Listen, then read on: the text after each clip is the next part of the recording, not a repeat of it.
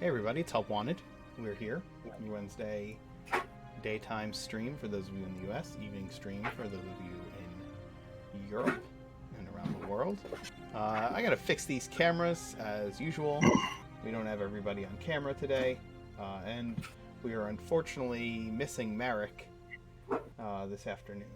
So let me move some of these funky colors around so that we have some people in the right places.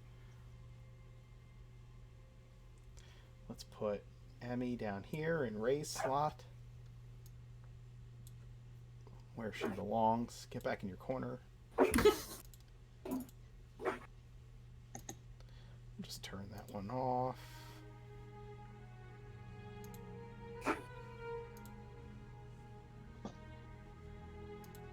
Put Alex up by Kolak. Get up in his corner. Where I belong. Yes. Where I you would can not want to put Kolok in a corner. growl to your heart's content. There it is. There we go. Clear that throat first thing in the morning. Yeah. Especially since he's invisible. A little frustrating. Clearing the throat's a good way to get that through. You mean Kolak doesn't like being invisible? Not a huge fan, no. All things considered. Can't make a scene if he's invisible. Exactly. How's everyone supposed to be like, oh god, it's the big dragonborn? Lucy's solution He's is invisible. to make him invisible and then put him in like a big sheet that's like colored like Kolok, so you still know he's there and can see him even though he's invisible. It's very redundant. We love the idea. Oh, this is a question. Do we act like Merrick is still there? How do you run absent players as a DM? Yeah, I'll just kind of do a little bit of NPCing, just enough to make his presence known. But yeah, he's not present during combat encounters or anything like that, though. He'll act during combat. I'll still put his token out there. I'll let you guys make some decisions in regards to that. I won't like overdo it. I was just curious if we make up an excuse for him or if we Nah, there's no excuse for him. Fair enough. Like He's I said, just a little bit out of it.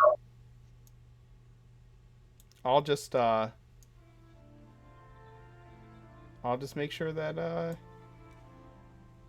I represent him in a way that is not doesn't take away his agency, but at the same time makes it feel like he's present. Right? That's I do my best.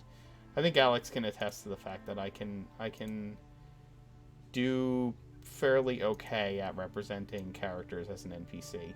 Generally, yeah. I never really have a problem anyway. Let's see. We got some stuff going on, not too many things. We got a couple of giveaways. We're giving away a copy of Tasha's Cauldron of Everything once we hit 500 followers. And we're also giving away a copy of or some dice once we hit 50 subscribers, which we already did once this month. So I still have to get out a set of dice, actually. That's something that'll be going out here shortly. Care of farboco.com, our sponsors out there. They're here in Lancaster, Pennsylvania, the part of the country that I'm from. They're a local gaming store. We support them. They support us. It's a nice little symbiotic relationship, and if you have an opportunity, go check out their website. They're good people, and we like to be able to help them grow. Other than that, we don't have a lot going on right now. Just some cool games and keeping this thing going on. So I'm going to let the players go ahead and introduce themselves and their characters, and we'll get the ball rolling. Well, I guess I'll go first, as per usual. I am Kolak Darren Toontian, Red Dragonborn, barbarian of the beast subtype. right now, currently invisible, which is not his preferred state of existence. It is merely as a result of finding out there is another Dragonborn in the area, which in Oridon is quite a rarity. And as such, he wants to figure out who this Dragonborn is, and if he can perhaps impersonate said Dragonborn.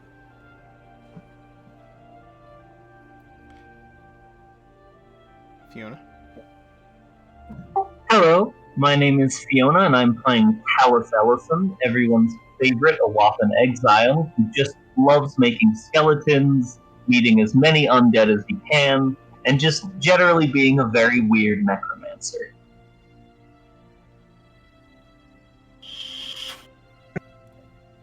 Hi, I'm Zoe. I play Lucy Nethy, Nethy was a ghost that was possessing Lucy, but now they are split into two.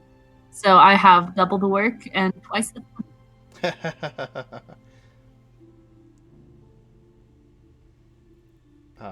Emmy?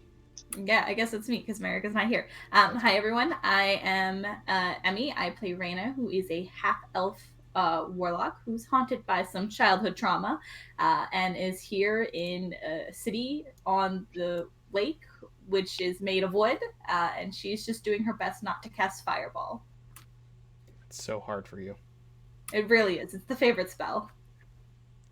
And my name is Jakob, and I play Vespasian, a samurai fighter. And currently, I am trying to round up everyone that is currently locked themselves inside of their rooms and is refusing to talk to each other for various reasons. Yeah, that's absolutely true. I'm the Mark Knight. I am the Dungeon Master this evening. And as stated, things have gotten a little out of hand. The party has traveled to Riverdam Raft, where Kolok has hoped to recruit some allies in his crusade against Redenburg Fortress. And in arriving there, they discovered that there are shenanigans afoot. They had been attacked by some quote-unquote bandits on the way in, who turned out to be the mayor of Riverdam Raft and his allies, who were hunting for a Dragonborn that is supposedly an ally of the creature that is impersonating Mayor Ozzy Puddlefoot here in Riverdam Raft. They have decided that they are going to find out who this Dragonborn is, and they think they know what the imposter may be here in the city. And if they can displace this imposter, the mayor of Riverdam Raft has promised to aid Kolok and the Crushers in their endeavors. And so, attempting to round up the group and inform them of what they have discovered, Kolok and Vespasian have returned to the inn where the players have found themselves some rooms called the Dancing Fox, but upon arrival have discovered that Lucy has had employed the use of a couple of trickster clerics to try to turn away an undead spirit that she says is attempting to possess her. Ray has locked herself in her room with the ghost of Nethy, who has been inhabiting Lucy's body for the last several episodes, all since the beginning of our campaign. And Talus, who is quite affronted by the spell destroying his familiar, is in the process of restoring that fiendish spirit to its rightful form as the undead puppy Grim. As these things are going on, the trickster clerics have done their best to turn the undead in this in this tavern and have since decided to vacate the premises as the insanity has continued. Merrick is the only one who has joined the Invisible Kolok for where Vespasian desires everybody to meet. In the meantime, Talus has continued to cast his ritual. And Lucy, you remain outside of Ray's door, hoping that this spirit is not still currently inside. Vespasian, things are not going as planned. What are you doing? I'm gonna knock on Ray's door again. Ray, come on, open the door. I'm still gonna be rubbing my head from when she had just hit it earlier, I believe. It was just a flick. She is going to keep ignoring him and like whispering now because she learned that yelling is probably not the best idea. Not Lucy, kind of Lucy. Are you still here? Lucy will also, Nethy will whisper back out loud, even though she very well could use her telepathic powers, has forgotten in the moment and is just whispering, "Yeah, I'm here."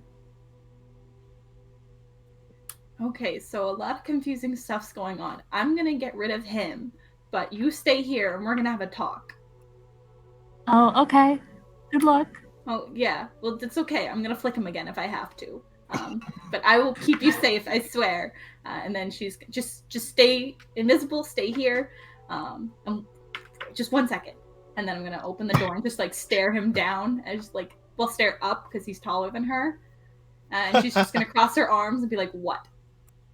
Did I hear that? No, they were Oh. whispering in the room, in a separate room, Okay. behind a closed door. Fair enough. What's your passive perception? My passive perception is 17. Okay, right. I'm gonna ask you to Yeah. roll a. Why don't you roll a stealth check for your whispering, just to make sure he didn't catch parts of it. Oh God. So they're whispering together, but I think you catch bits and pieces of it. Maybe not the whole thing, but you can definitely hear them whispering on the other side of the door. I don't know if you caught the gist of the conversation, but you know she was talking to someone. Yeah. All right, go ahead, Ray. What you're gonna say? That's the thing. She's just kind of like blocking the doorway. Like, even though you can't see her in the room, she's just like blocking it to keep it like from you getting in. And she's just staring up at you like, "What?" We need to go. I don't know if you're playing tic-tac-toe again or whatever you're doing in there. But we have to start talking. We might not be as welcome in this town as we once thought. A lot's changed. Kolok and I both agree on this one that we need to meet as a group and discuss what to do next before we become unwelcome in this town too. Oh wow, so you're asking my opinion on what you want to do now? I've always asked your opinion. You didn't seem to care too much when you were going off by yourself on a suicide mission. Ray, we're all responsible for our individual choices. And And whether I your was going choice was to leave us behind. I did it to keep you safe. And whether you believe that or not is something I can't change. But it is the truth. It really was out of kindness. Though it did bring some other things to light. And those things might put us in danger again.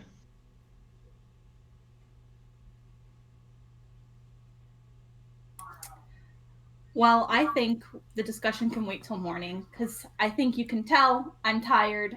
That fight kind of hurt me. I would like to rest. And I think you should rethink of how you make your decisions. And she's gonna shut the door again and go in her room. Oh my. I'm gonna kind of shrug. Then walk over to Talus's door, knock, and like listen in. Do I hear anything? Some skeletons chanting, Talus chanting, some drums. Alright, so I'm gonna give up on that immediately after I knock, walk over to Kolok, or back to that door. And I don't know if Kolok, have you dropped your invisibility yet? I mean, you're the one who made him invisible. Have you dropped his invisibility yet? Oh, I have dropped Yeah. his invisibility. I wouldn't have dropped his invisibility. Yeah. I wouldn't have dropped his invisibility this entire time. I probably would have asked him, Kolok, you in here? Yeah. What do you want? And now I'll drop his invisibility. The others... If somebody sees me, then the whole plan goes bad. You understand that, right? Yeah, I understand. That's why we're in a room. You understand what four walls work? How those work? You understand that in a place that's run entirely by crime, walls don't really mean a whole lot. Well, I can't keep up this invisibility forever. It's more of a trick. Great. Either way, the others don't want to meet up. I can't convince them. I think we're gonna have to wait till morning to reconvene. This is ridiculous. Why wouldn't they want... Whatever. Well, apparently both of us leaving was not as good of an idea as I'd once thought. Or either of us had thought. Merrick is just like, it just says that, yeah, Ray was pretty upset about it. Okay. God damn it. Maybe I can at the very least get in contact with, what about Talus and Lucy? Are they fine, at least? Talus is doing some bone chants, like he's done every single time I've left him alone. And I really haven't seen Lucy. Merrick, do you know anything about Lucy, how she's doing? where Where are is she you at? right now, by the way? Probably in Merrick's room. No, I meant, where's Lucy at the moment? Lucy had stormed into her own room and closed the door. Right, okay. Because the clerics. And so I did see. Well, I think we both would have seen the clerics, right? Or Yeah, you guys were there when the clerics cast Turn Undead, I think, for the last time. And Merrick says, Lucy, did you and Merrick discuss keeping it a secret from Kolok and Vespasian, or would he have cause to tell them what is going on with you?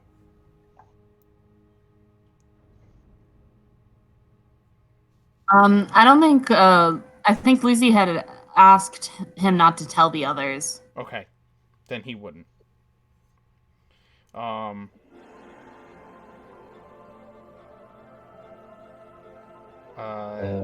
Yeah, Merrick just says, Lucy's been in a bit of a state, and, he's not sure what's going on with her right now. Do we see the whole exorcist, her attempting to stop a poltergeist thing going on, or do we just see the clerics? I don't really remember from last week. I think the clerics had tried turning undead one last time. Okay. I don't remember if you came back before that happened. I love the command word for turn undead, too. Go home. I think Vespasian was there because you were trying to get in the room first. Yeah, And I Ray think said so. no, and then the Yeah. clerics tried, and Yeah, she also so you said know the no. clerics were there trying to Okay, turn undead. so then I would have said to Kolok, I just want to make sure before I had this conversation with Kolok. Yeah, unless, I don't know Lucy well enough, but she did have quite a few clerics out, and it looks like they were trying to exorcise a ghost or some form of undead from this area. Does that sound like her to you? No, Huh. that should be more interested in talking to ghosts than trying to exorcise one. Well, either way, like Merrick said, they're not really. None of them seem to be in the mood for talking for Well, the day. they don't get to be not in the mood for talking. We have important things that need to be taken care of ASAP. Unfortunately, I don't feel like either one of us are in a position to make demands right now out of them. I think we should just let them have tonight. They've had a long journey here anyway. What do I Tomorrow do in the we- meantime? I'm not supposed to be spotted by anybody.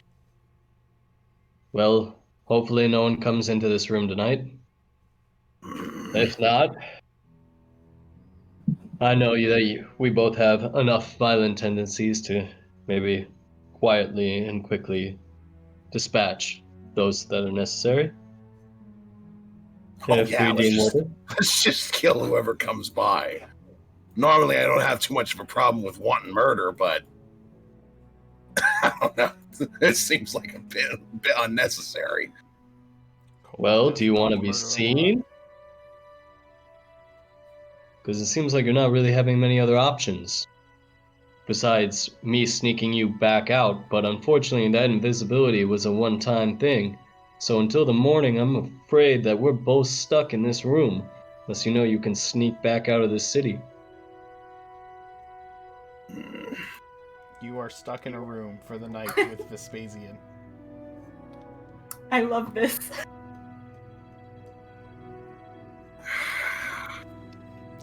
Merrick just kind of gets up and says, well, I'm off to bed then. You two have an excellent evening. Yes, Merrick. I'm sorry that we dragged you into this room for nothing. Yeah. Talk to you in the morning. Get some rest. Thank you for getting them here. I do appreciate it. He nods. I'm worried. What's that? I'm just worried. Lucy trying to exorcise a ghost. Why? Did she find one that was mean to her? Is it something? I want to talk to her, but I can't.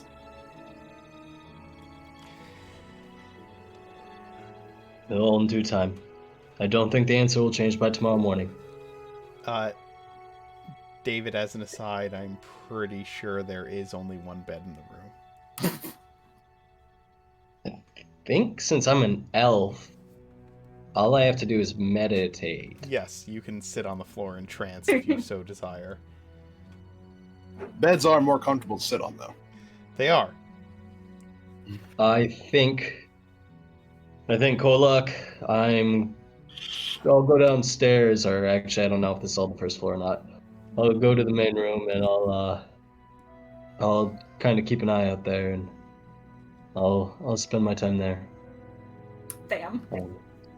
If that's what you want to do. I'm certainly not going to stop you.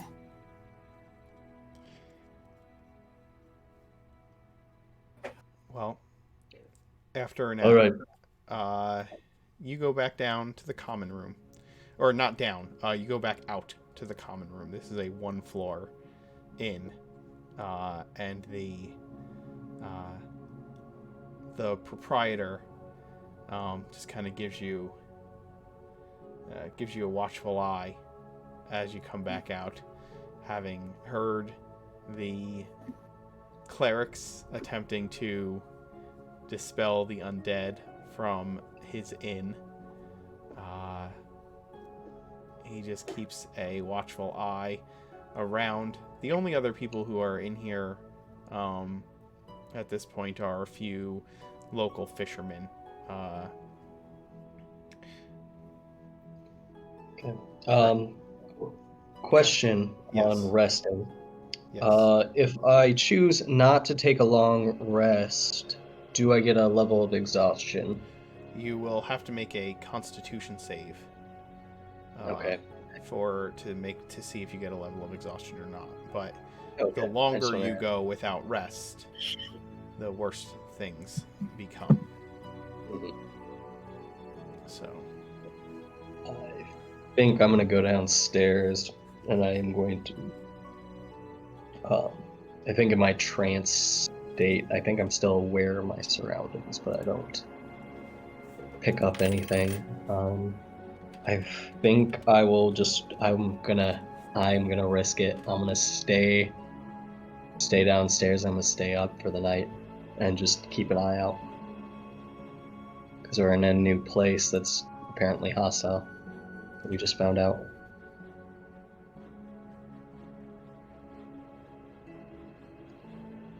So you want me to make a Constitution saving throw? No, actually, you can go. Let's see. There's actually.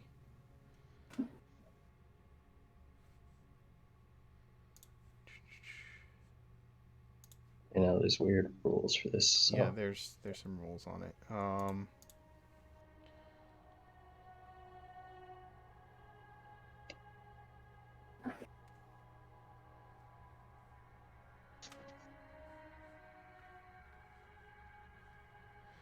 A character can go without sleep or meditation. Is this correct? Oh, it's a proposed rule, but I think it makes sense.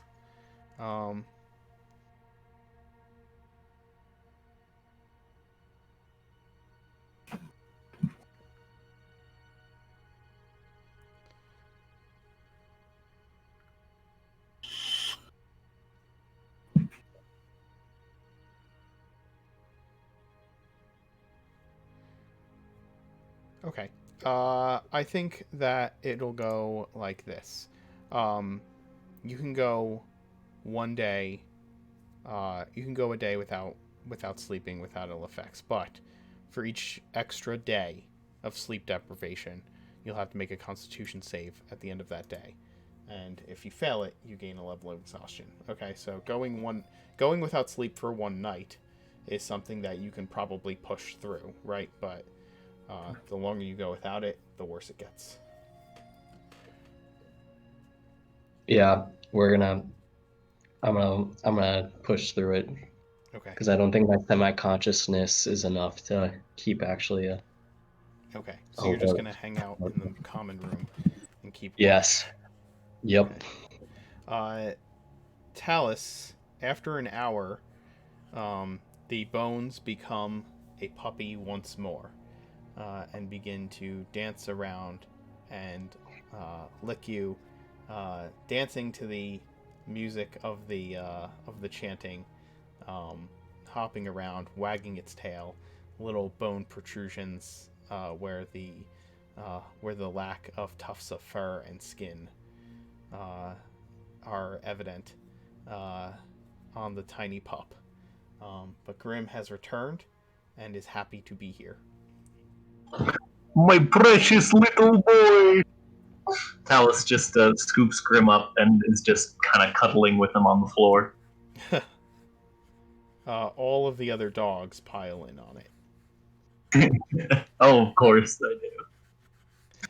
Some of the skeletons also pile in. Of course. Oh, God. And Nethy, what are you doing for the night? Because you do not need sleep. I think Nethy is gonna chill out in Raina's room. Okay. And I think Lucy is actually going to leave through the window and spend the night at the church and then come back in the morning. Oh, she's going to go over to the Temple of Robin. Okay. Yes. All right. Give me a stealth roll to sneak out the window.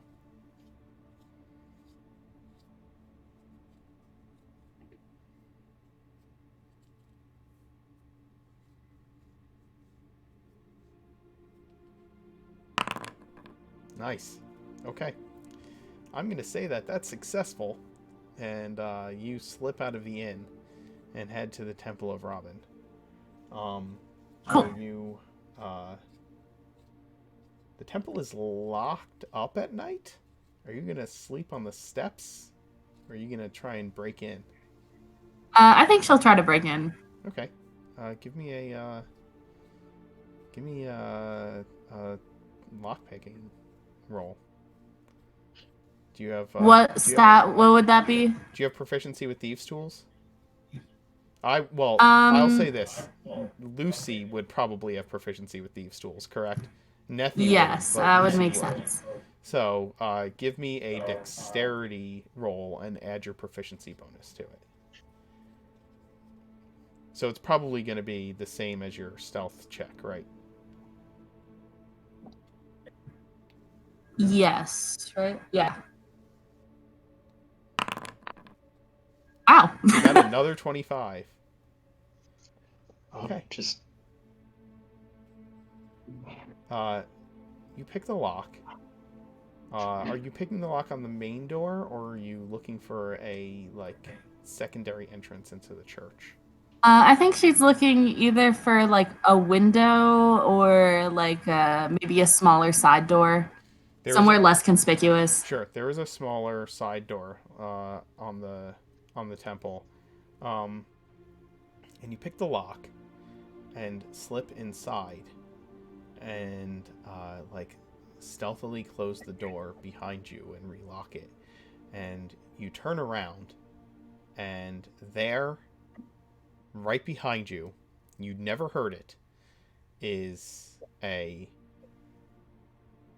halfling leaning against the wall, smirking at you, kind of bouncing an apple in its hand.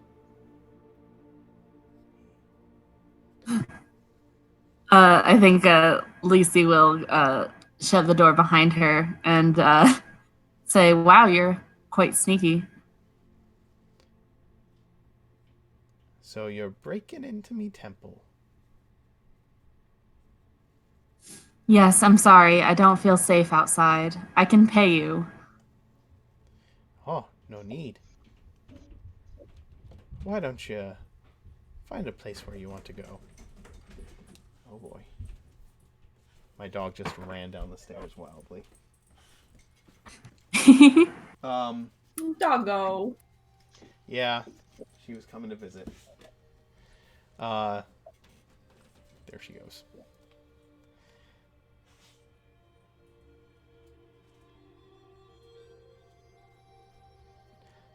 Are you looking to rob something?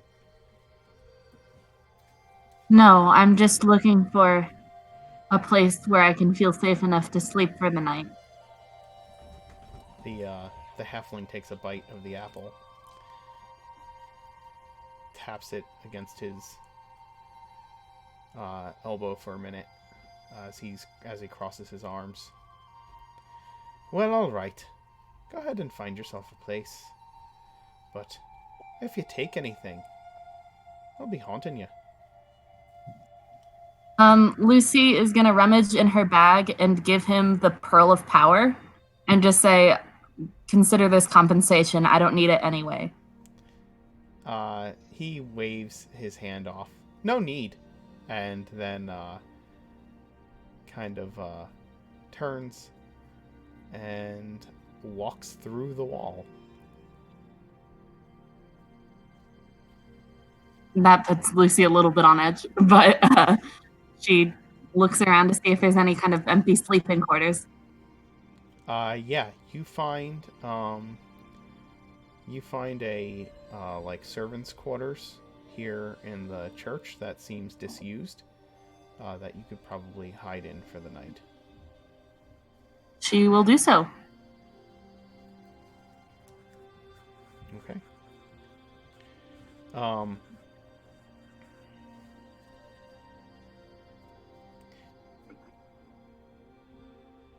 The next morning,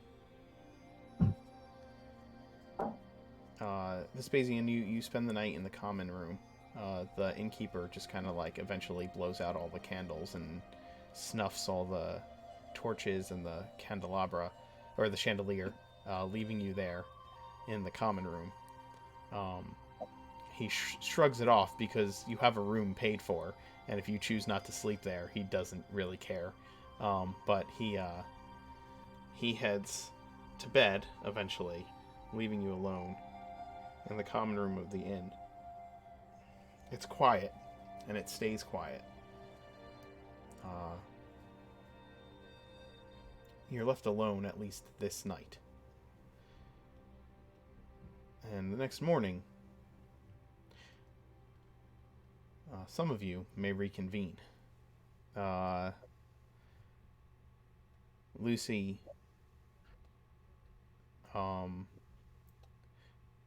you slip out of the temple without interruption early to avoid any priests that might be around. And all of you eventually reconvene at the inn. You do get a long rest, for those of you that need it, except for Vespasian, who stays up for the night. Yeah, and basically through the night I've just been keeping an eye out. I don't know if he locks the front door, but I'd probably have just taken out my whetstone and sharpened my rapier and maintained all of my weapons and made sure they were cleaned and the bowstrings well oiled and all that kind of jazz. Sure. That's what I've been doing to free time. You do get a short rest during that time, if you so desire to take it. I don't know if that benefits you. I don't know if there's any benefits you'll get from taking a short rest, but you can take one. Last encounter I did mostly talking, so Okay. really. I don't know when you get back the ability to cast invisibility. Oh, I think it's at their I believe it's a long rest. Okay. I'll have to double check. But yeah, I think it's I think it's a long rest also. yeah, long rest. Okay. Okay. Well, tell me how all of you reconvened. Well, Kolok's just impatiently pacing around the room. It's I can't go out and tell everybody that we need to talk. I'm not in control of the situation. I don't like this. You can't even roar. I can't even growl or anything, or people are gonna be like, "What's going on in there?" Yeah. Did you do anything to block up your snoring? Because you know how loud you get at night. I probably tore up the pillow and shoved them in my nose or something.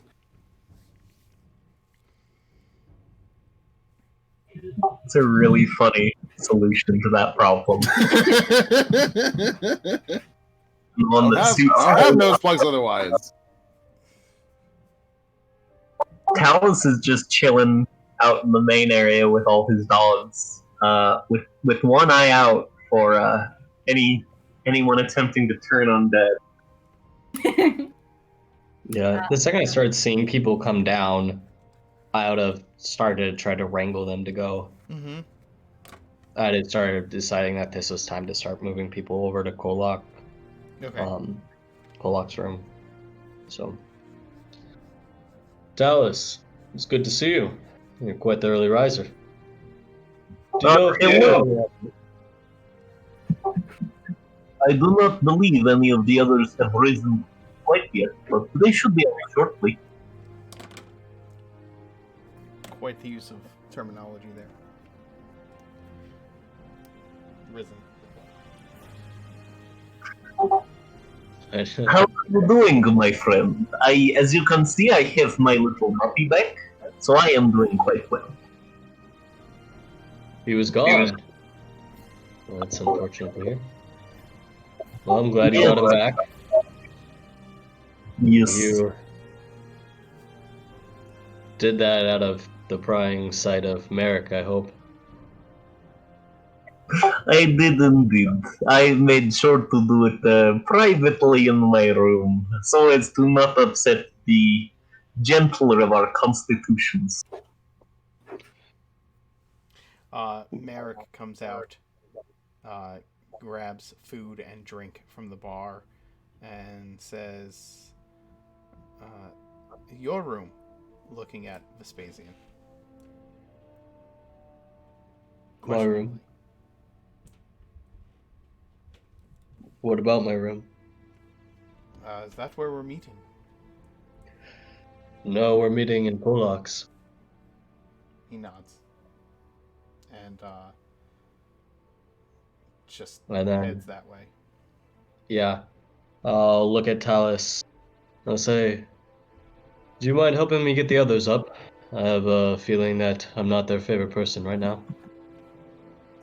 I will do what I can to help smooth things over. I understand sometimes the group has little disagreements. This one time, Century, you don't know Century, he was great. One time he decapitated the guy and it caused a lot of problems.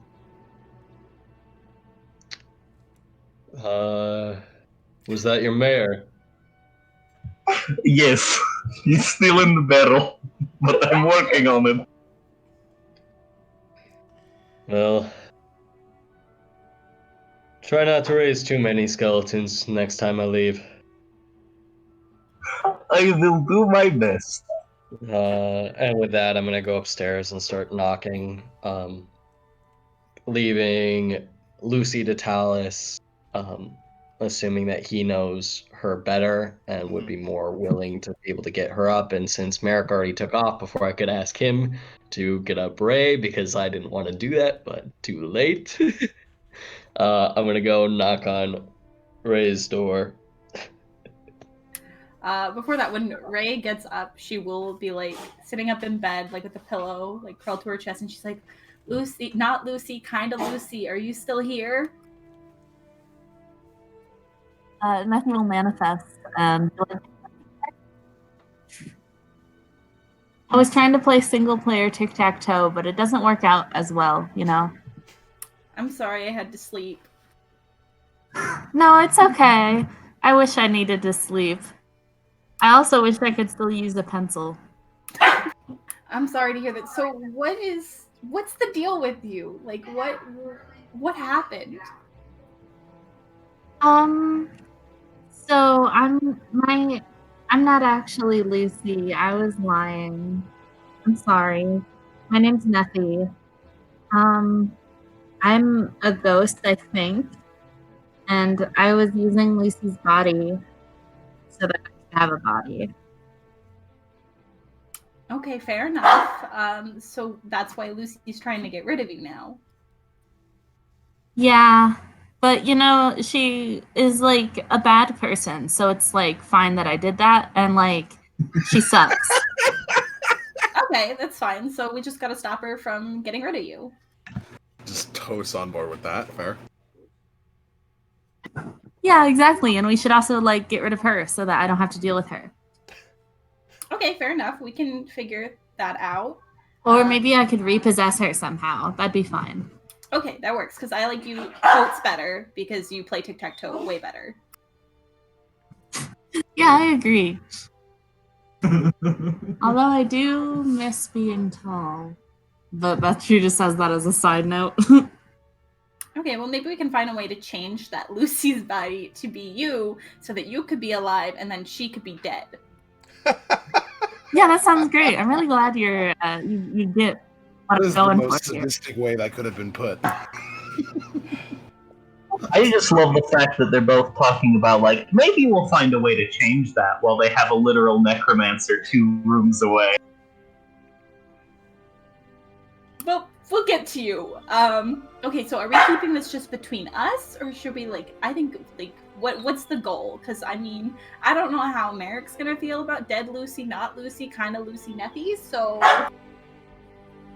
I know, I'm sorry, I don't really have a plan. That's why you're the only one that knows. I don't know who else I should tell, because, like, I'm worried that Merrick won't like me because I'm, like, undead, and I'm worried that Talus and Kolak won't like me because, like, I lied to them for a really long time, and I'm worried that Vespasian won't like me because, well, I don't really know, but he might just not like me. And I don't really want to get banished. I will not let that happen. If I have to set a fireball to this inn, I will. I'm not gonna God. let anyone I'm not gonna let anyone hurt you or hate you because I love you and I know what it's like to be hated. So we're not gonna do that. We're gonna be okay. We're gonna figure this out. Nethy just goes like, "Aw," and tries to give, Reyna a hug, but goes right through her. And she's like, "Well, you get what I was going for. Thank Yeah. you. I need Reyna It's very to, nice to have a friend." Reyna, I'm gonna need you to make a saving throw. Oh god, okay. Which kind? I'll tell you in a second.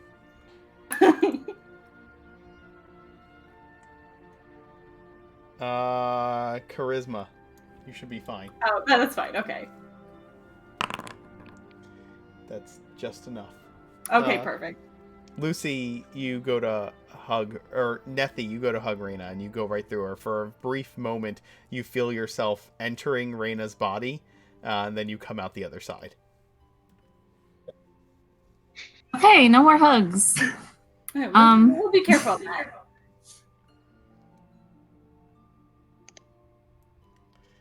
All right. At this point, you hear a knock on your door, Ray. Okay, you which is just make yourself Vespasian. invisible again.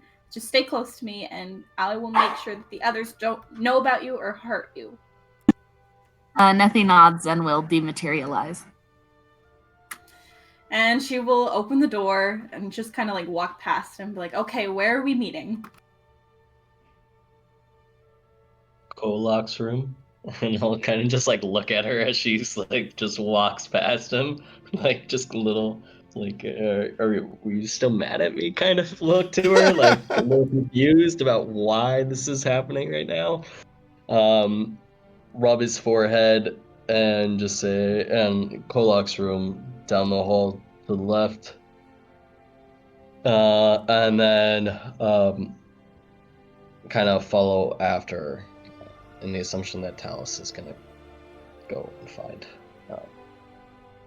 Lucy. Okay. Or who I think is Lucy, I guess. Yes. Yeah, Talus is going to knock on Lucy's door, but from the sound of it, it doesn't seem like she's home. I mean, she came back in the morning, so I don't know if this is before or after she would have come back. How early would you have come back? I think she's probably would have come back pretty early, like 6 or 7 a.m. Okay, then this is probably after that. Yeah. Do I need to make another stealth roll to get back into my room through the window? Yeah, let's do that. Because Vespasian was staying up all night. Oh. Okay. Well, she was a little clattery getting back in. Yes. Yeah. I will say it's probably a lot harder sneaking back in than it is sneaking out. Yeah. Gotta go upwards. So, Probably smacked a few things over, yeah. Going back a little bit, Vespasian, around 6 a.m., you do hear a clattering coming from Lucy's room. Okay, crap, we gotta backtrack a little bit then. Yeah. Considering you were staying up paranoid that something was going to happen, I think you would have reacted to the clattering. Yeah, I probably would have got up to the room and sword drawn, pull out the sword, get up to the room, and listen on the door with my like hand on the door handle, just about to enter. Right. To see if I heard anything. And then probably would have opened the door about that point. Okay, so Lucy, you slip in through the window, and the window slides shut behind you, like smacking the windowsill, and you jump a little bit and knock over a candelabra that's on like the nightstand next to the bed, and it kind of clatters to the ground as you enter into the room, and then Vespasian comes up to the door, but he comes up quietly, right? So Vespasian, I'll need a stealth roll for you if you're sneaking up to the door.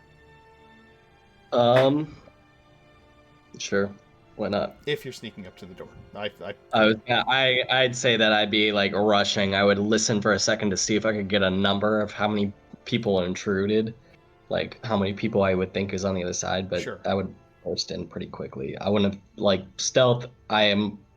You're rushing over there to see what's going on. Okay. It would have been like high alarm more than. Okay. So you hear footsteps approaching the room, and then a moment later, Vespasian pushes through the door.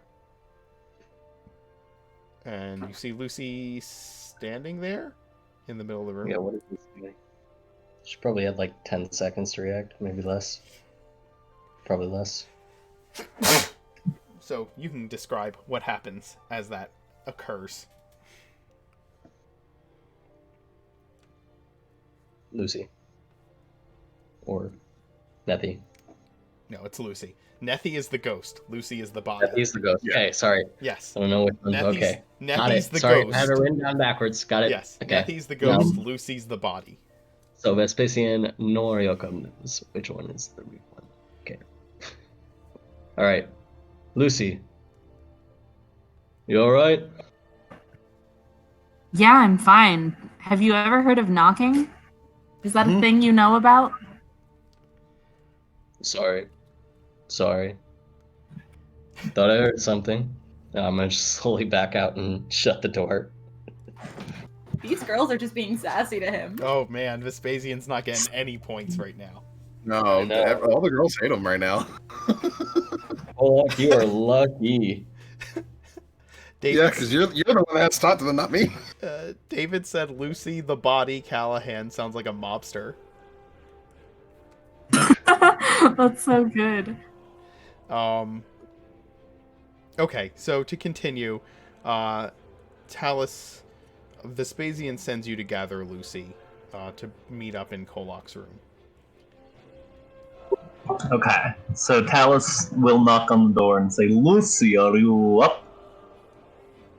Yeah, what do you need?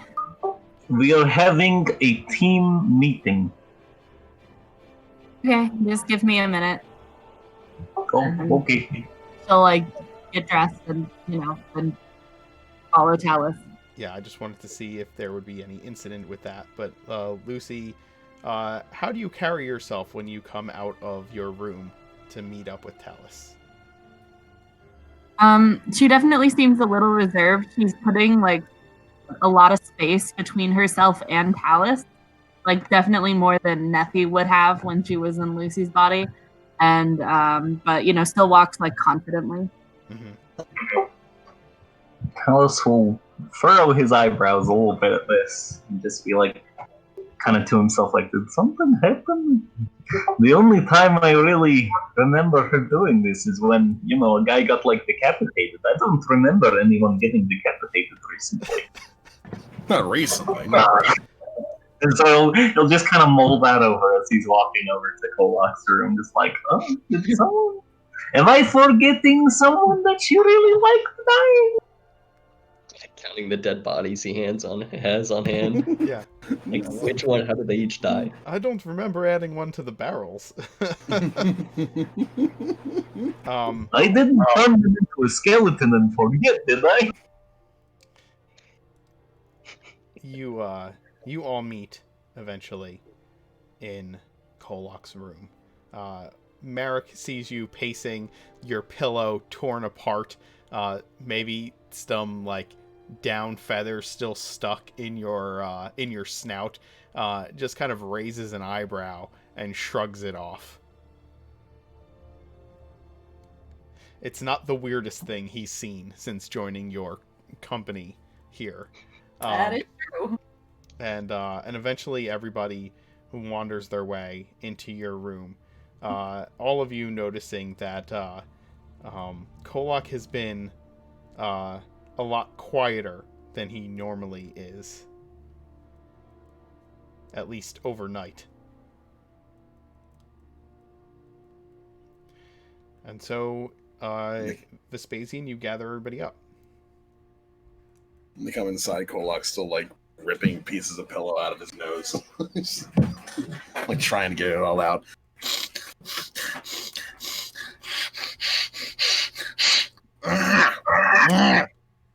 I'm gonna look at Kolok and kind of whisper to him, I think you should take this one. I was planning on it, but I want to mention, if Kolok is doing this when Talus is within hearing distance, then Grim is going to competitively try to outsnort him. Vespasian is quickly regretting not getting a long rest. Oh my god. So yeah, Grim is snorting in competition with Kolok as he enters the room, and here you all are. Good. Sorry. Just needed a moment there. So, can we make sure that we're nice and quiet? This is the quietest that you're ever going to hear me. When are we not quiet? I just kind of stare at her for a second. Says the Fireball Queen. Lucy will roll her eyes at that. Ooh. Anyway, so Spacey and I were able to come up with some information as far as what's going on in town, and it makes a lot of sense, all things considered. Long story short, seems that the mayor has been taken over. Well, the position of mayor has been taken over by an imposter to the actual mayor. That being the case, he would appreciate if we did something to help him out on that, and I am down for that, especially since it means that we're actually going to be able to get the help that we want from Riverdale. Now, here's the reason why I have not really been all that active for you guys as of late, though I really think I should be. Evidently, he's currently waiting on a Dragonborn to bring him a gift. I don't know what that gift is, but I want to know what it is, and also the Dragonborn that's going to be taking part in this. That way, maybe I might be able to impersonate this Dragonborn. Maybe get close to the new mayor, so to speak. Now, if you all remember, before we got here, there was the whole Grove situation and the priestess who told us about the fact that there's a Rakshasa that's stalking her, that's probably based around here. I'm gonna go ahead and hazard a guess that this Rakshasa is probably related to the impersonation of the mayor. So, all of our goals kind of coincide with this. So, what I need is for somebody to, well, for one, sneak me back out of town so that I can keep watch over what's going on, and also see if I can't find this Dragonborn. But I'm also going to need everybody else to take regular watches and posts as well, just in case he or she comes from some other place. Now, are you guys following me with all this, or do I need to slow down? No, this generally makes sense. Like, when you said impersonated, I was kind of thinking about the demon, yeah. Well, kind of. So when we went and spoke to the people who attacked us, turned out those people were indeed the mayor and some former people from the city that had been kind of kicked out. So probably something along the lines of those people being replaced by servants to the Rakshasa. The mayor might also be a servant, or the Rakshasas. I don't know. I don't exactly know how they work, but seems pretty clear that this is all probably related.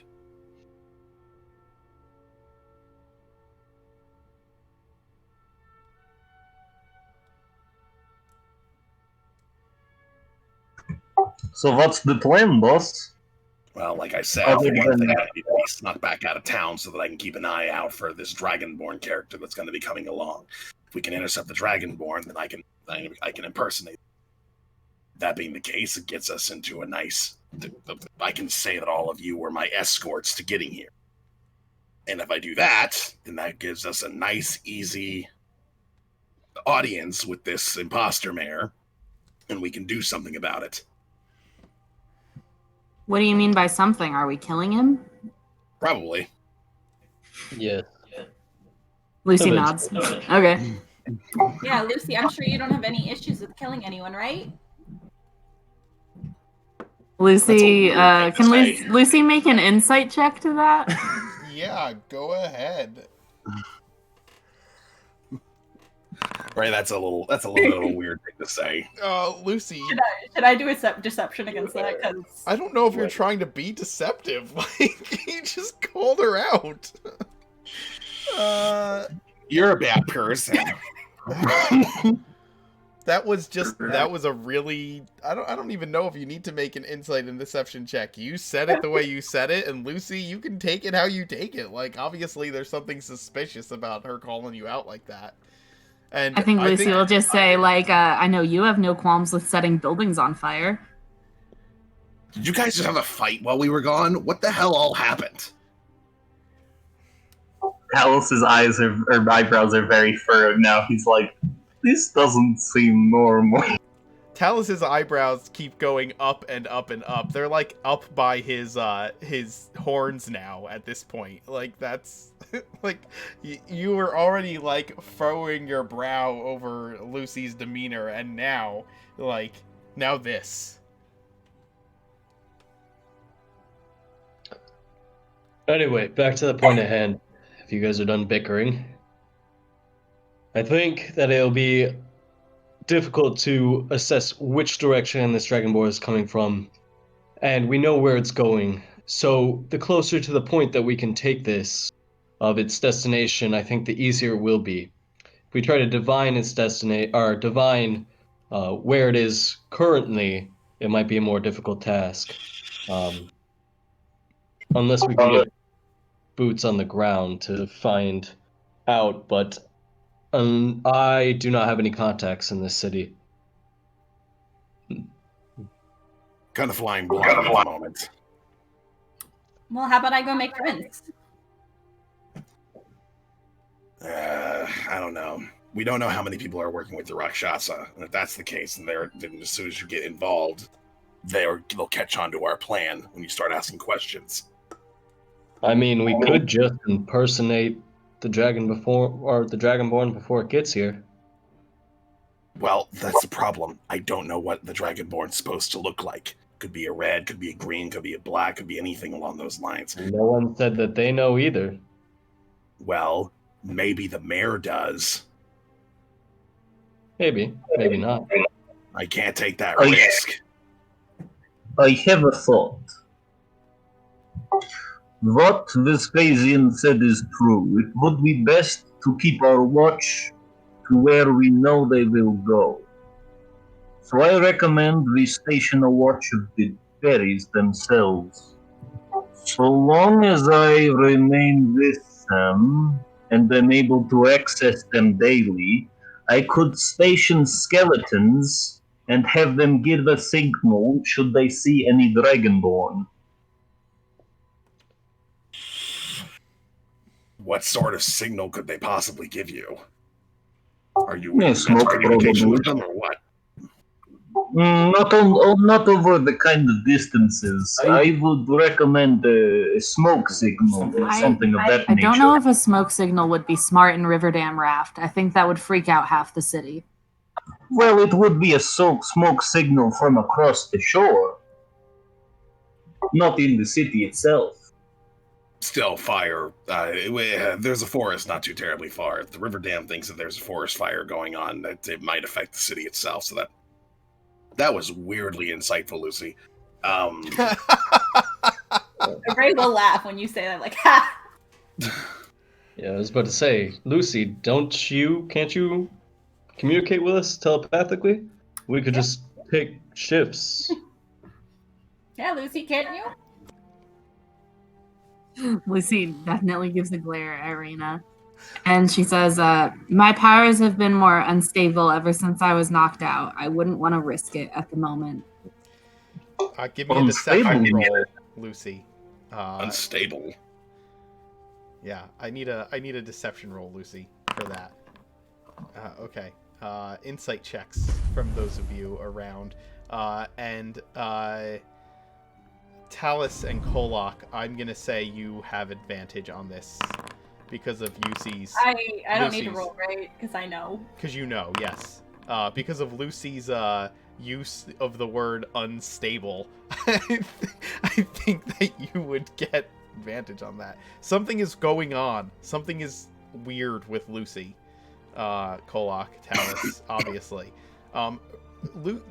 Zoe, what is Nethy doing while Reyna is giving all of this shade to Lucy? At first, Nethy was behind Lucy trying to do like a bunny ears thing with fingers, but she wasn't materialized. No one could see it. So she gave up on that, and now she's trying to pet one of the dogs. And is sad because she can't. But she's also laughing whenever Reyna makes a good jib at Lucy. Okay. What do you mean unstable? Are you okay? Are you sick? What's going on? I don't think I really want to talk about it in front of literally everybody right here. Fine. If you want to discuss it with me, we can discuss it privately later.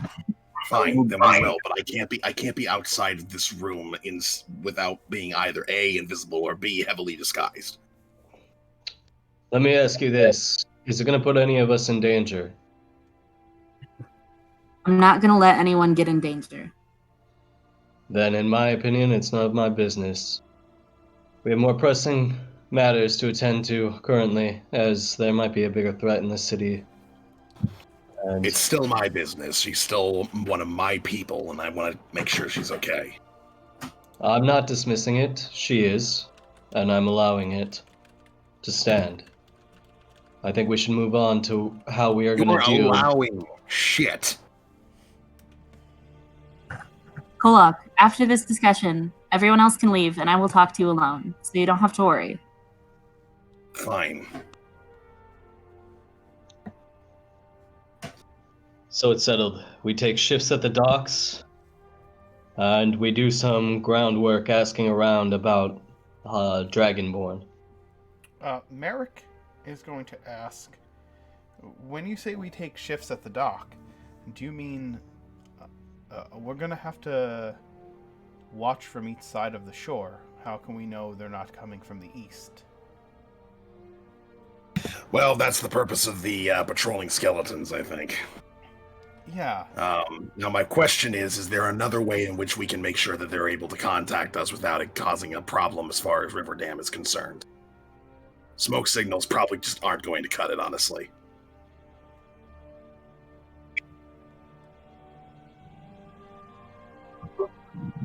I don't suppose anyone has any special arrows that they could light as some sort of flare.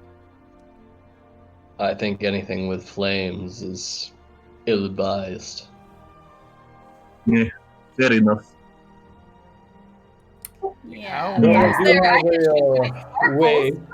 that I could let at least several of you know. I don't know how far are the docks from where we're at currently. I mean, the city is if you're asking about the docks in the city,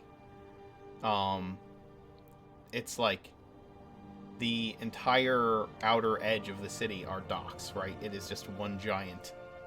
Yeah, but like if One you're giant gonna raft. take the city and put it in a circle, how wide would said circle be?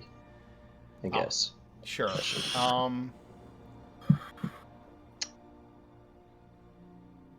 guess it's like a couple miles, a couple mile radius from where you Oh, are. that's massive. Okay, never mind. It's a city, right? It's a city in the middle of a pretty large lake.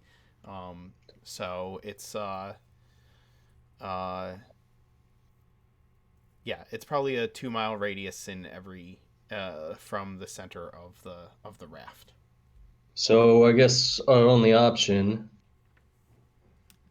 I believe, is to go in there and fake it.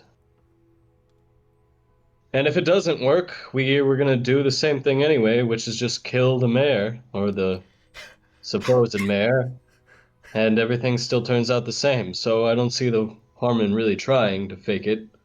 And if everything goes wrong, then so be it.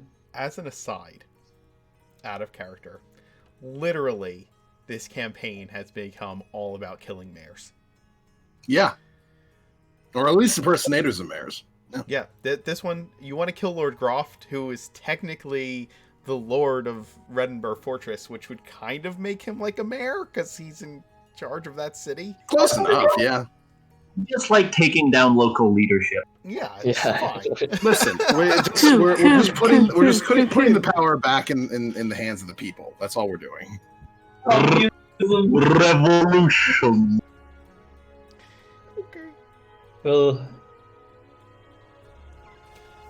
I could go and talk to the mayor, or this supposed mayor, and see if we can glean any more information.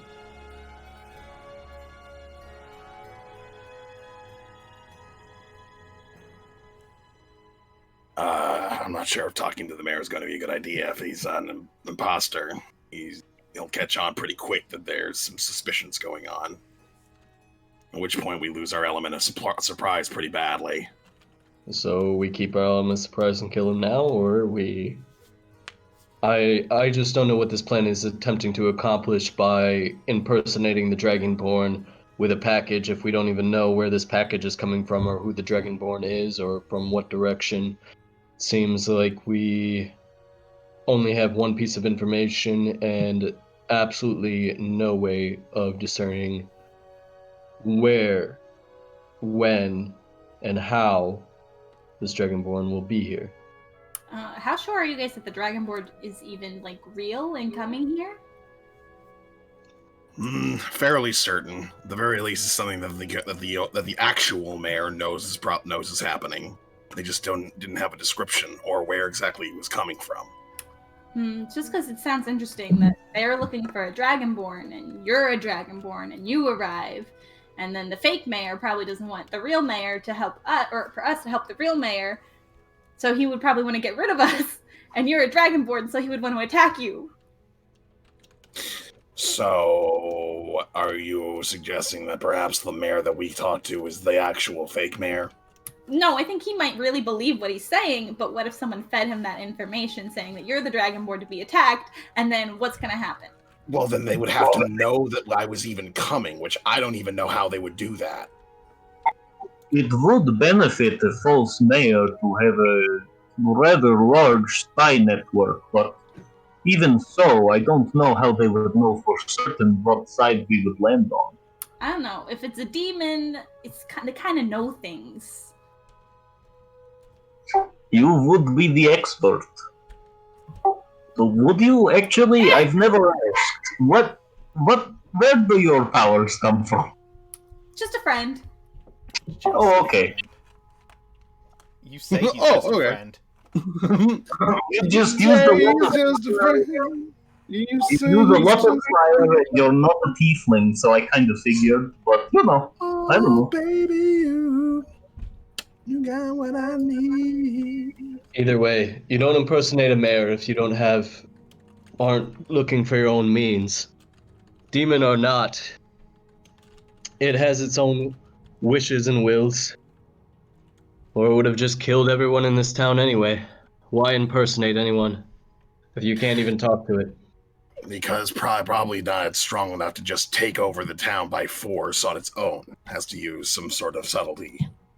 I don't know. Fireball seems to would be able to do the job really quick. I agree. Ray, you'll come with me during the negotiations.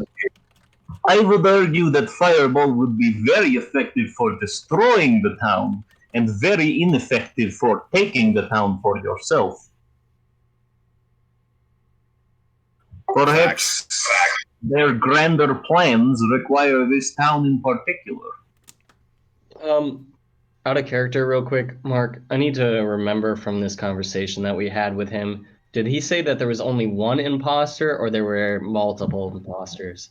The mayor has been impersonated, and the people who have left town were his closest, were there are more than one imposter. Yeah, that's what I thought you said last time, is that there was more imposters.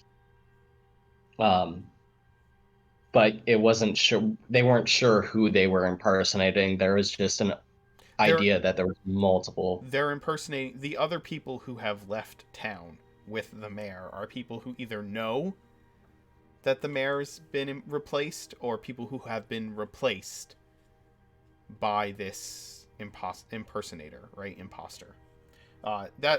That's what That's what you know. If I did not say that, or if I didn't imply it heavily enough, that is the case. Yeah, I just wanted to double check. So there's more than one imposter. Did we get the sense when they were talking about it before that there's more than one imposter, or it's one person impersonating all of these things, or one entity impersonating all of these people? That's what I was hear about. Sure. There is someone impersonating the mayor, and he has replaced the people who are close to the mayor with either people who that person can manipulate and trust, or with imposters of their own. So there are more than one imposter. Although that doesn't necessarily mean that you have a gaggle of Rakshasas in town. No, they're just people impersonating other people. Yeah, I just wanted to make sure it wasn't like one thing is able to impersonate multiple, multiple fronts. Sure. I like that terminology, a gaggle of Rakshasa. I think that's that's actually the scientific term for a group of Rakshasa is a gaggle. Oh. Yeah. What's the scientific name for Rakshasa? That it is Rakshasa. That is the scientific name for Rakshasa. Okay. All right. So, back in character now. Snap 2. Well, I do recall they were saying that there is more than one imposter. If we were able to get our hands on one of these other imposters, maybe we could question them and divine further details of maybe this Dragonborn and the package it's holding. Maybe, but the problem that we have is that we don't know. We don't know whether or not this particular who these different imposters are. Well, wouldn't they just look like the imposters that... Do you remember what everybody looked like back there? Or I don't know. We can roll to find out. Yeah, we can't help because we weren't there because you left us. So I would say that we had a decent time, and I did specify last time that I was trying to look around at the people. I wasn't looking at their faces, but yeah. So I don't know. It'd be up to Mark to tell me, but if you could know who was being impersonated, like looking around town, is that what you're asking? Yeah. Well, I'm saying like I've got a kind of a plan for figuring out, but like, would I recognize a familiar face? I guess. I think it'd be hard in an entire city to pinpoint like the 50 or so people that you saw. I wasn't for planning a couple on a full hours. city. What's that? I wasn't planning on a full city. Yeah. The next thing I was going to suggest is, well, they did say that he replaced those around him with other imposters. So, if we get anyone that even has a semblance of power in this town, they probably either know what's going on or have been replaced. There's no way you can keep a town at his whims and hide this big of a secret for that long without having several people behind him. That's all speculation. We don't know that to be true. And if what happens if we grab one, then we just let them on their way or keep them tied up. I don't think we'd be able to just keep them tied up. I'm fairly certain that's not how that works. Yeah, most people don't really like being like captive.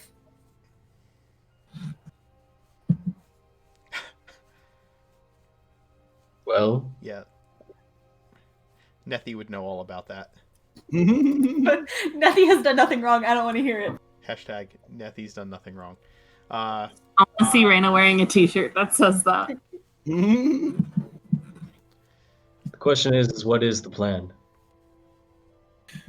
Right now, current plan, keep a perimeter. Keep an open eye. See if you can find any information as far as this Dragonborn coming by is concerned. The Merrick chimes up. Are these skeletons smart enough to know what a Dragonborn looks like? And pick it out from amongst a crowd.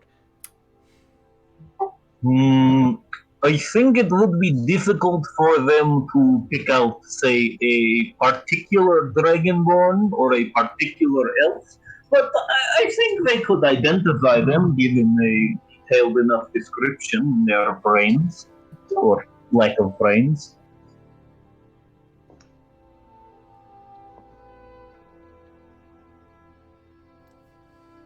And are they smart enough to tell us that? So long as I instruct them as to how to tell us this, then yes. Won't the citizens be concerned about a bunch of skeletons walking around, holding up a picture of a dragonborn They're not going to be walking around in town. They're keeping a perimeter outside of town. in the water? No. By, Ooh, can they swim? you know, I haven't tested that.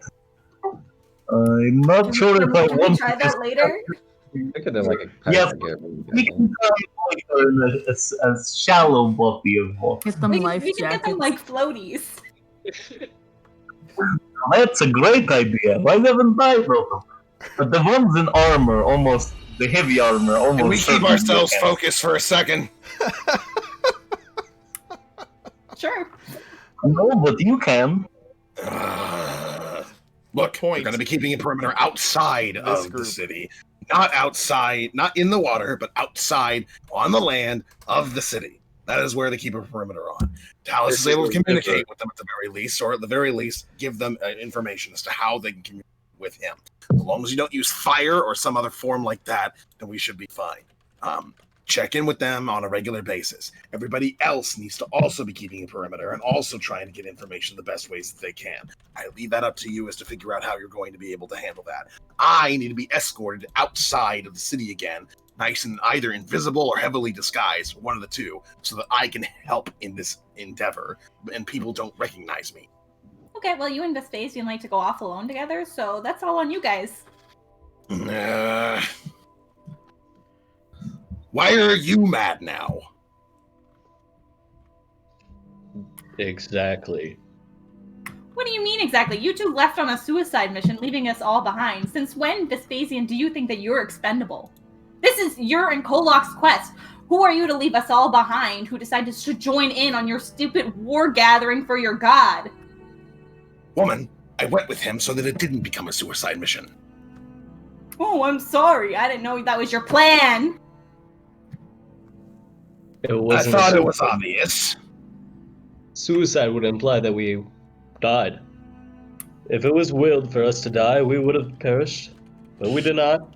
We made it back in one piece and unscathed. Well, I mean, Vespasian, I understand why she's mad at you, deciding unilaterally without asking that you're just going to go off. I don't understand why I'm involved in this when I'm trying to make sure that you're safe, but whatever. And Alright, if I had you're right. not, I'm sorry, we would not know Kolok. the information we had now. But this is petty bickering, and I think our day is better spent looking for information than spending it here, deciding who did what and what was wrong and who could have done something better, as the past is the past. Okay, well, Vespasian, you can do the whole invisibility thing again today, yeah? Unfortunately, I cannot. I spent last night making sure that no one was going to enter the inn and come looking for us and stayed up through the night. Lucy, you can turn me invisible, right? Yeah, surely Not that the power. best idea right now. Why not? For reasons I was going to discuss with you after this. Okay. Well, everybody else, you have your assignments. So go ahead and leave, and then I'll talk to Lucy. Have fun talking to Lucy. When you are done with Kolok, Lucy, I would be more than happy to help you run through your abilities. I am quite knowledgeable in the arcane. Lucy will give Talus a look that seems very conflicted and a little unsettled. And she's just like, yeah, sure, Talus. Okay, great. See you later. And then he leaves. Raina's gonna follow after Talus. Okay. Merrick and I are gonna leave as well. Yeah, Merrick will go with you.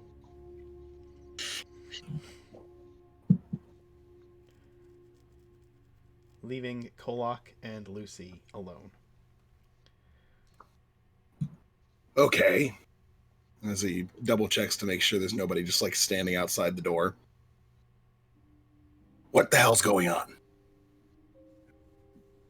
I'm sorry for not telling you sooner, Kolak. You were off with Vespasian, so I went to Merrick about it first, but you should know that my powers come from a very dark source, an evil spirit. And I think when I got knocked out, The spirit left you? Did we lose their audio? Did we lose Sorry, I them? don't know. They might have dropped for a second. They're here. Yeah. Audio's not happening though. We just can't hear you.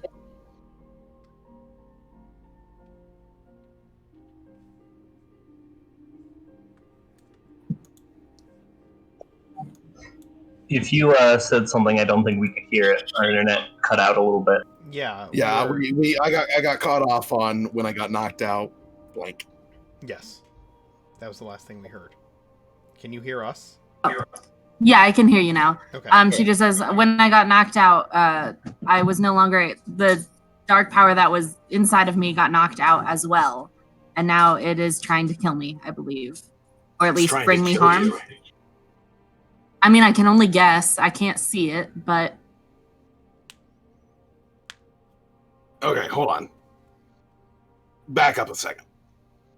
You get your powers from some sort of dark spirit. she nods. You don't have those powers right now because it left, and now, for some reason you can't comprehend, it's trying to kill you. I know it well enough to know it would want me dead.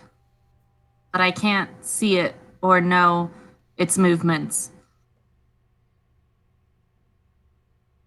Okay. I'm gonna need some more explanation on this one, Lucy. For one, you're not your usual happy-go-lucky self, which is something that's already freaking me out. Secondarily, you're telling me that you have no powers anymore. Well, I'm sorry. It's hard to be as upbeat as I normally am when I'm in this predicament. And yes, I mean, if I'm not of use to you anymore, I can go. No, I would prefer to deal with the situation with others' help, but I understand if you can't provide that. it is not that I can't help, and it is not that I don't want you to go or anything like that. I'm just why never tell me about this? I wasn't sure how you would react, and Kolak, you are quite an intimidating presence. Lucy, I'm sorry for not telling you earlier. Give me an insight check and a deception roll.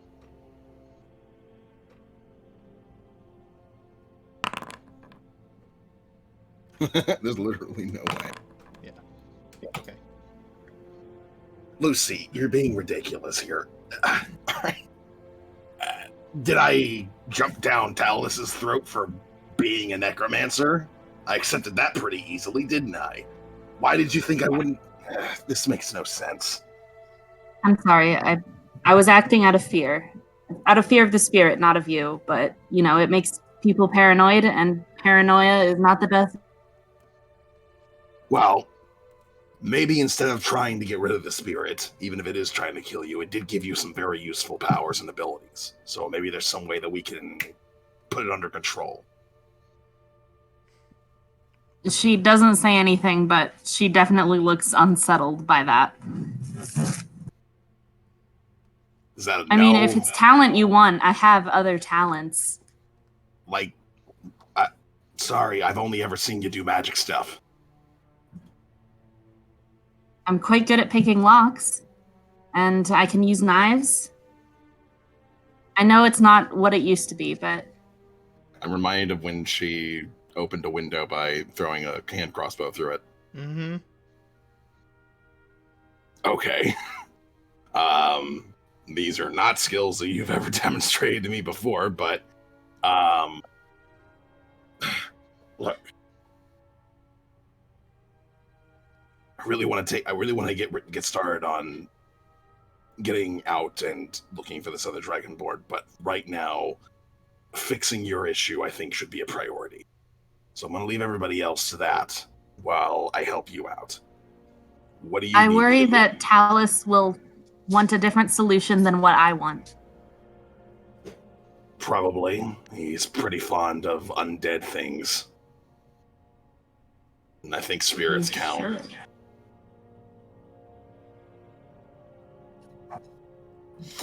I'm also But- not sure if Reyna will be on board. Well, we don't need to involve Reyna. She seems to be pretty scarred right now in the first place, just from the fact that she's got an issue with Vespasian. I'm just going to let her be for a little bit. But Talus, at the very least, I think would be good to bring into this. I mean, undead is literally his specialty. He can handle a spirit. It's not difficult. Or it might be. I don't know. He would know better. She sighs and says, "If you think it best, that's fine, but I need you to step in and say otherwise if he starts being unreasonable." Fine. That's not a problem. Can you go get Talus for me then? And then we can talk about this together? She nods. And then we'll take her leave to get Talus. Okay. You head out to get Talus. The rest of you are headed to start on the various tasks of figuring out how to infiltrate the mayor's office. And let's take a quick break, and we'll be back in a few minutes. Be right back, everyone.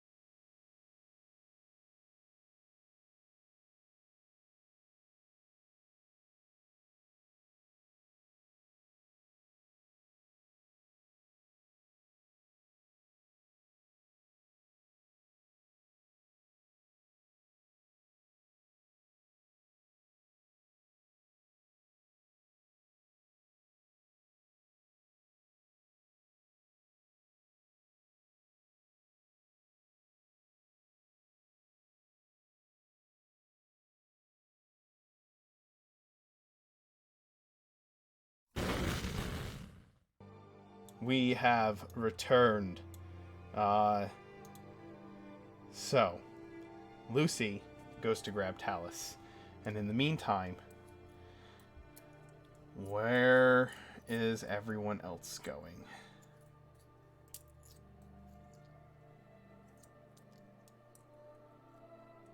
Vespasian, Reyna. Well, I think I am. I guess I'm gonna start heading. I'll talk to Ray. Ray, do you want to join me? Or would you rather we have some more time alone? I'm gonna mumble under my breath to Nettie, and I'm like, "Are you still here?" Nettie will telepathically respond, "Yep." I think I'm gonna be alone. I'm literally assuming every time this happens that she's playing tic-tac-toe still. So I have literally no, I just assume she's telepathically talking to Lucy out loud, like she has done so many times in the past. So I do not really register it. I say, all right, that's fine. Though we really should talk, maybe later this evening. And then I'm gonna head out. I'm gonna tap Merrick. Uh, start heading toward the main hall, the main room. Okay. Whatever the main town hall is, or trying to locate it or divine Sure. its location. Work my way over around there. Sure. Not really being overt, just being blending into the citizens. Yeah. You and Merrick make your way through the town of Riverdam Raft to the kind of the center of town, and as described, you're actually close to there at the moment because you're right near the temple of Robin, and nearby is a large municipal town hall made out of everything's structured out of wood. It is a really well built building, beautifully crafted, halfling made. It's not hard to find. The square, the center of town, as I said, has a large fountain in the center of it that actually pulls water up from the lake in to use as the display of jets of water kind of shooting up, making all kinds of patterns that you can enjoy.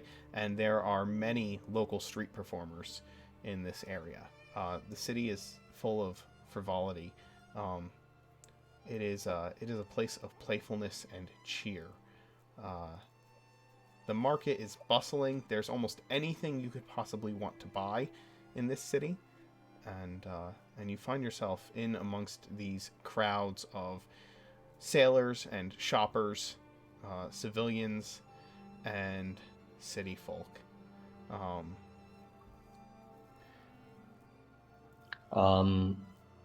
I guess two things. How many people are going in and out of the town hall? Does it seem to be a healthy amount that you would see in a standard modernized town hall, or is it more of a Earl's kind of where you need to be more invited kind of thing? No, or it's it'd be weird to walk through it. The municipal the town hall is kind of both the mayor's living space and offices, but it seems like there's it seems to have the doors flung open. It looks like a welcoming place. It doesn't seem like the type of place where you can only enter by invitation. There are people coming in and out as you speak.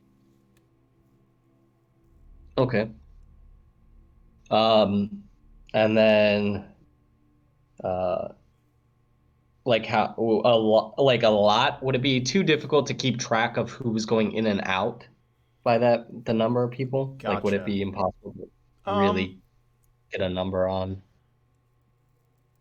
no, I think it's just like I don't think it's like a constant stream of people coming in and out of this building, right? It's more um like you can see that there are servants and employees that are coming in and out, and people going in to maybe take care of certain um, government business. Is There's there like a strict uniform for a lot of these not servants really. and things? No, there's definitely not like a strict uniform of any kind. Everyone's halflings, I'm assuming, for the most part.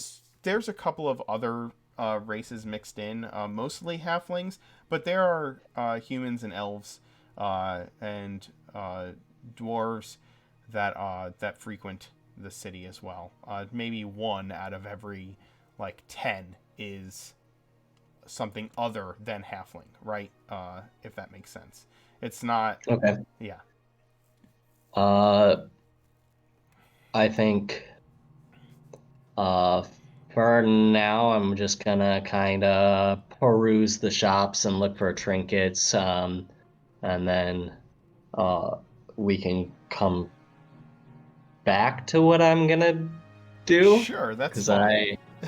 No, that's okay. I just didn't want to stay on the same characters the whole time if there are things that the others of you had plans to do as well. I have, well, what's gonna happen next is me and Merrick are gonna walk in there, and that might be that's the Understood. plan. Understood. What's going through Vespasian said he's just gonna walk in there and see what's going on. what Okay. and who's who.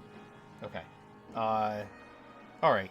Lucy, you find Talus and bring him back to Kolok. Or well, Talus, Lucy comes to find you. Oh, hello, Lucy. I was just preparing to transport the skeletons. That's great, Talus. Kolak wanted to talk with both of us. Okay. Is this about the, measuring your arcane abilities, or Yeah, something like that. lead the way? Okay. They return to your room shortly afterwards. You kind of gather together.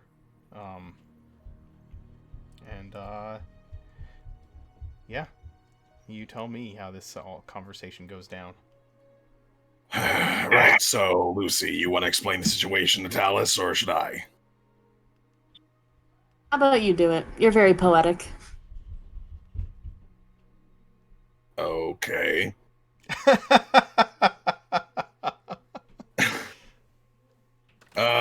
Okay, long story short, Talus, apparently, something that Lucy hasn't really shared with me, not sure if she shared it with you before, one of the sources of Lucy's magics and her abilities is apparently some sort of dark spirit. At least that's what she's told me. And when she got knocked out, when we were ambushed outside of town, evidently the spirit left her and got angry or something, and now wants to kill her. A spirit, you say? Do you know where this spirit is? Not at the moment, though I'm sure it's not too far. I would talk with this spirit. Lucy looks very uncomfortable by that. I am certain. Listen. I come from a mythology that places spirits in very high regard, if you understand. Not all spirits, of course, but I feel confident that if we just talk this through and work out what it is that it has taken offense to, then we could find a way that is satisfactory for all parties. Do you know why the spirit is angry with you, Lucy?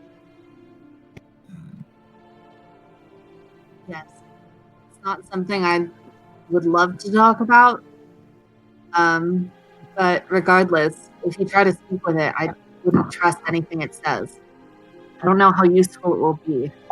Well, I mean, often spirits can be difficult to decipher, but not all of them lie. I understand that it would have incentive to disparage you, perhaps, but I think it would be most helpful if I could speak with it. Especially with you present, I think it would be best if we could mediate something between the two of you. And even if the nature of whatever it's angry about isn't something that you really want to talk about, I think it would be very necessary for us to actually do so. All things considered, might be very helpful to figuring out a way to, I don't know, either appease it or bring it back under control or something. I hurt the spirit a while back, and it's been haunting me since. I didn't realize that my actions would have those consequences. And I regret what I did, but I don't know what I'm supposed to do about it now because it wants me dead.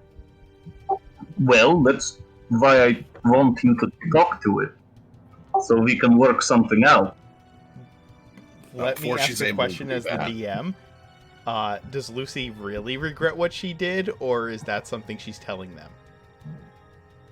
I think she regrets it for the sake of what's happened to her because of it. I don't think she necessarily regrets it because it resulted in Neffy's death, you know? Understood. Yes, understood. Absolutely. Okay.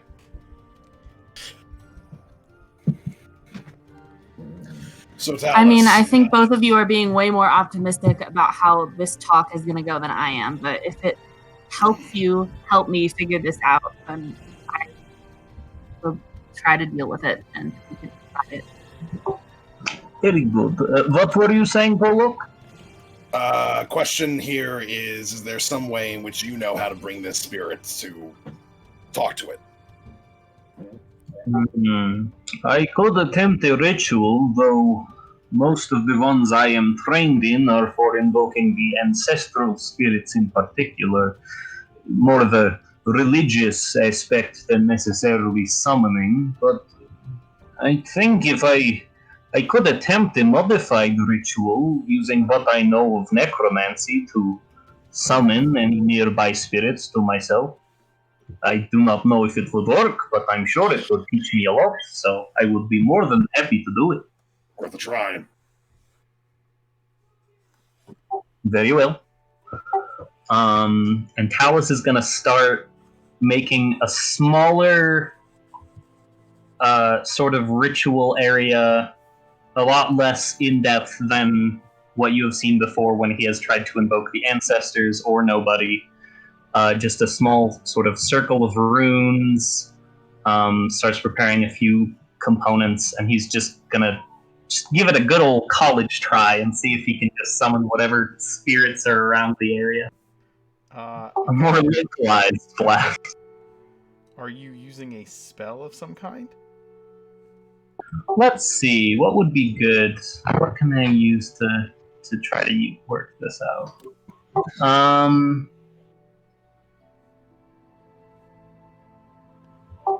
Talus is going to attempt to modify Animate Dead to, instead of pull an animus spirit and kind of put it into a body, he's going to try to just use it to pull a spirit. This is not something that is certain to work for sure. Okay. I will let you attempt this. You're gonna have to make an Arcana roll, and I will let you know if the spell simply fizzles or if it has some kind of an effect. Okay. Go ahead. Side note: do I have to see a spell to counterspell it, just in case? You have to see the caster casting it. Okay. It's a 21.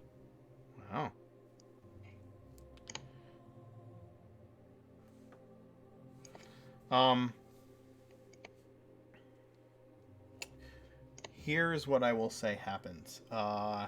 You expend the spell slot, okay? Okay. And Nethy, you can hear Talus calling to you, and you feel an urge to go to where you are being summoned. I'm not going to say it's I don't think the spell is going to function perfectly. It's not an actual summoning, right? Oh, yeah, I don't think it's like a compulsion. It's more just like anybody out there? Yeah. And you just hear Talus on a necromantic level calling to you, Nethi, to see if you are out there, to come to him. Nethi is going to like telepathically speak to Raina's mind, like, "Hey, I'll be right back. Don't worry." And then she'll go into the room with Talus. She won't manifest, but she'll telepathically speak into his brain, like, "What do you want? I'm busy." Talus's eyes were closed for the ritual, and they just immediately shoot up, and he's like, "Here's something. One moment, I will attempt to communicate." And he'll try to say telepathically back, "Is this the spirit that was inhabiting Lucy, or that has an interest in Lucy?" Yeah.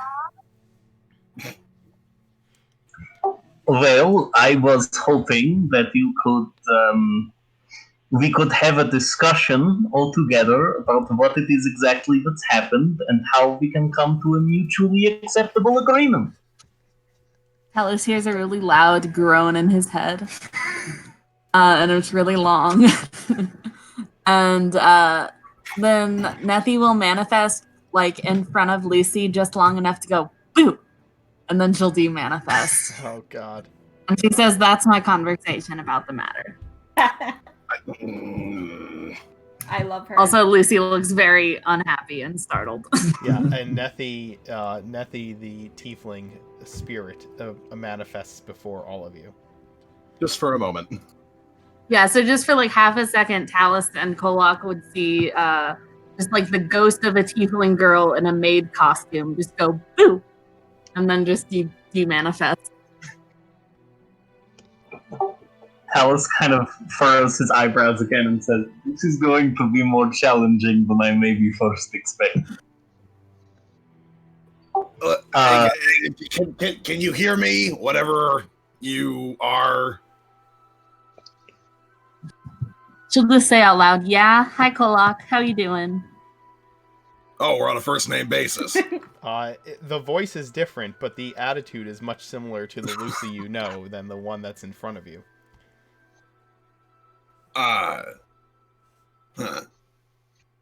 Look, what can you explain your perspective of what's going on? My perspective is that Lucy sucks. Okay. And my perspective is that you should leave me alone so I can go play more tic-tac-toe with Raina. I'm not having a good day. Wait. You're playing tic-tac-toe with Raina. Yeah. But wait. Okay. Things are starting to make a little bit more sense now. In a really weird way. Are you so what first off, what's your name? I'm Nethi. Nefi. Did you possess Lucy? Are you gonna get mad at me if I say yes? No. Then yes. Is Nefi the one that I have known since I've known Lucy? What is Lucy doing while Nethi is having this conversation out loud? She's not saying anything. She is like, it looks like she's in a very defensive position, as if she's ready to react to anything that's about to happen. She's definitely taking like note of escape routes. Okay. Thanks for playing two characters right now. I appreciate it. No, sorry. No, it's. I mean, technically, yes, it's your fault, but this is entertaining, wildly so. And Nanthi will say, yeah, we know each other. Hi, Kolok. I hope you've been doing well. Okay. How did your talk with the mayor go? Or, I heard it was the mayor. Another mayor? I don't know. I wasn't really paying attention. It went pretty well, Neethi, or Lucy, this is weird. Okay. All right. This is starting to make a little bit more sense. Lucy, he points to actual Lucy. You said you did something bad to Nephi in the past. What did you do? Before Lucy can answer, Nephi will interject with, she killed me. Okay. Oh yeah, that's a pretty bad one. Right? Oh yeah, Right? I'm getting pretty mad about that one. You should have led with that, Lucy. Lucy is like face palming. Okay. I imagine you had your reasons, whatever they are. So, Nephi is the one that I have been traveling with since I met you. And you have just been, in your head, just watching, I guess? Yep. I haven't been able to control my body for 8 months. Okay. Talus, is there some way we can get Nephi a new body? With my current resources, you say you haven't had control of your body for 8 months? Is that how long ago it happened? No, I killed her about a year ago, a little more. So resurrection is not yet available, but hopefully soon. Nephi, how do you feel about skeletal bodies? Nephi will manifest just to make a very unhappy face. Okay. Okay. I'm sorry. I like your skeletons and all, but She I'd likes rather to be eat a and touch ghost than things just and all stuff, bony. as well as talk. Yeah, Yes. that's fair. You two did have those drinking contests. They can't really do that. Now, where is the body? Are you asking Nephi or Lucy? I'm asking both of you. One of you has to know where it is, right? They both shrug simultaneously. Lucy says, I might know someone who knows, but other than that, it's in Geneva. I can't tell you. Okay. Here's a real quick thing about what's going on right now. Number one, I am a little annoyed, Nephi, that you never told me about this. But we're gonna move on from that. Number two, yes, she killed you, but taking up residence in her body and making her a prison in her own skin is probably not the best way to respond. So what I would like to do is find some way to get you a body so that you can continue to be one of my companions. Lucy, I imagine, would like to know that you're not going to do that to her again. So getting you that body would be a nice little rest of assurance that it's not. Does this all sound agreeable to the two of you? Nephi says, I don't see why we can't just kill Lucy, and then Talus can do that thing that preserves the body, and then I can just use that, and then I'll have more headspace anyway, and I won't be sharing it. And then Lucy responds by drawing a knife. Right. Okay. I don't think...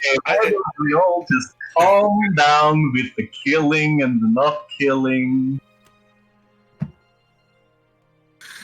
Okay, I understand, right? She killed you. You're probably pretty pissed off about that. I get it. I would be too. But at the same time, Lucy says that she regrets it, at the very least. Yeah, well, actions speak louder than words, don't they? And what was the first thing she did when she got her body back? She tried to banish me. So I don't know. That doesn't Be seem very very sorry sorry to me. Wait, is that why my dog died?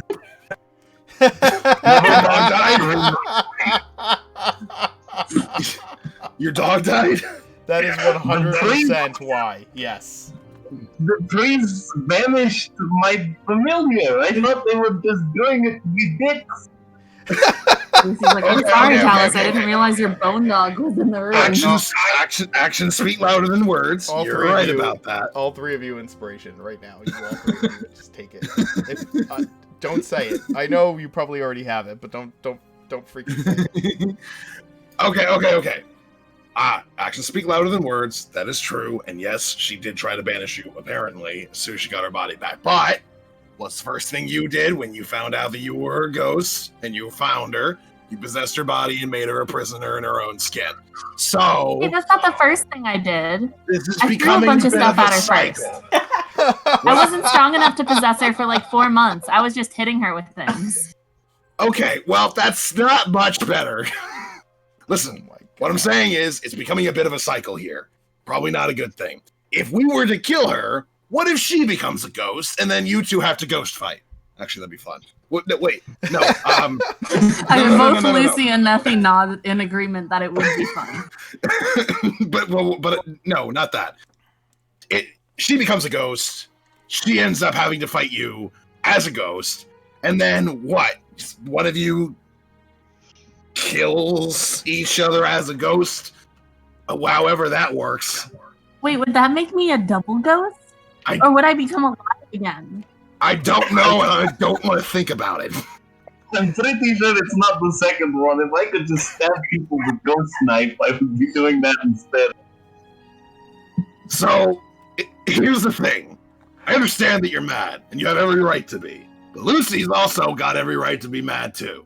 So, if the two of you can work together for a moment and get you a body so that you can go your separate ways, that would probably be what's best for both of you. Now, normally I don't give that much of a shit about shit like this, but, Neffy, I need you, and I want you to stay around. So, Aw. whatever I need to do to make that happen. Lucy says, I don't understand how I'm supposed to be able to help the body. I don't know anything about possession other than the fact that I was possessed. No, but you do know a way to get to make vacant bodies for people to possess, apparently. What were you, like an assassin before this? Yes, I don't see how that fits in. What, we're just going to kill someone random? Weren't you just talking about morals? Well, no, not really morals in the sense of just like if you two were to fight each other and continue to do this for ever and ever, I don't think that would solve anything. Talus. I need you to. What is your arcana? My arcana is 9, plus 9. +9. Okay. Then you know that a ghost can only inhabit, it can only possess a living, thinking being. I have one flaw in this plan. You cannot possess corpses as a spirit, to my understanding. Oh, that sucks. Yeah, it would be more convenient, but to possess someone, they need to be living. I'm not even sure if you could possess one of my skeletons. I would be happy to try, but it sounds like you're against the idea. Will I automatically know how to play the saxophone? I don't know. Yeah, probably not with it then. Okay. So we need to come up with some sort of solution here and something that we can do quickly and fast, or at least something temporary that you two can agree to. I don't suppose either of you would be for shared custody. Absolutely not, says Lucy. Just sort of like a little bit. No, how about you do shared custody? Let her control your body, see how you like it, being puppeted around. Well, that would be very informative, actually, but I don't know if it's a long-term solution. Oh God. But, David just said in chat to get Nethy to possess the river troll.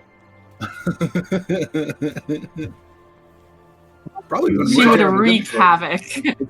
It's not exactly an intelligent creature. You can't really. I It know, probably wouldn't have they- that much ability to fight it off. But is Nethy an intelligent creature too? it's a charisma saving throw against possession, and I don't think it has that in spades either. Just pointing it out, probably a bad idea, but probably also Yeah. a good idea. Okay. It's the worst idea. It's the best idea. Okay, so we're not leaving this room until we figure out some sort of solution.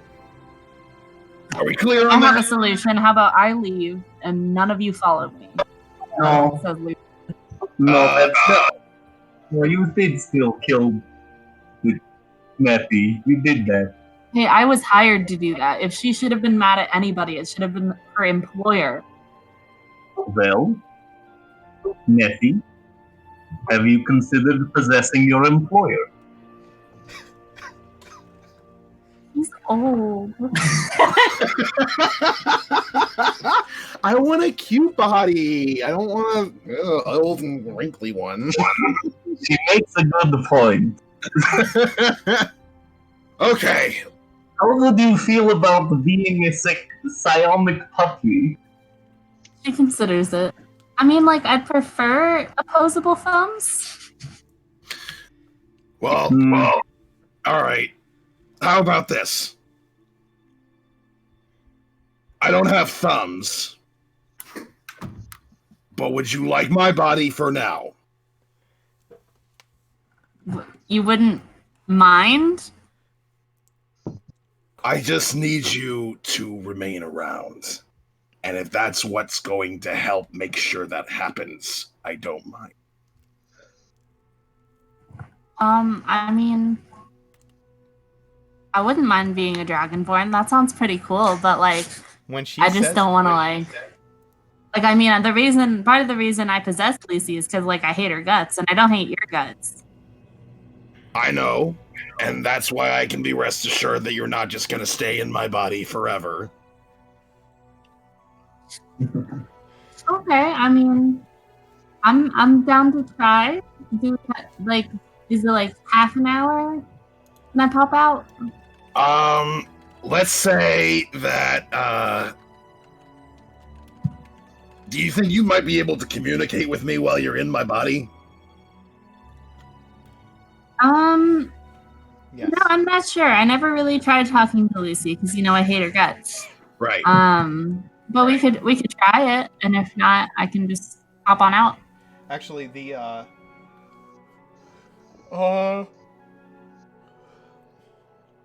let me see. Kolak will have awareness. Kolak will have awareness, but will not be able to communicate. He will literally be a prisoner locked within his own body.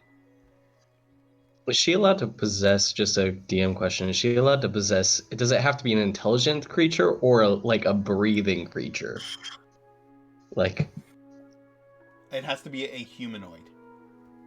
okay. We just turned somebody into a vegetable as a vessel for our god. Well, who knows? She could be the new Salem, kind of Sabrina Teenage Witch kind of cat. So, Yeah, All it I'm has to saying be a is humanoid. we should just knock Lucy out and let Nethy possess Lucy again. You could have her possess the Dragonborn that's going to meet the mayor. No. oh god, that's gonna. This sounds like Now, a great plan, here's the thing. actually. Here's the thing, Lucy. You can go your own separate way when we find a more permanent solution for Nethy. Until then, I'm gonna need you to help us out for a little bit. Can't I just like pay you in cash? I mean, I don't. Y'all are capable. We are, but I need you to at least stay with us long enough that we can take care of this situation so that we can focus on getting Nethy a body so that you don't gotta worry about her anymore. She lets out a long sigh and then says, like, fine, but if she tries anything to harm me, I need you to stop it. And I'm going to hold you to that. Well, she's gonna be in my body. I'm not sure how easy that's gonna be, but Well, then I need you to give Talus permission to kill you. okay. Talus, you have permission to kill me if Nethy uses my body to kill Lucy. Okay. Okay.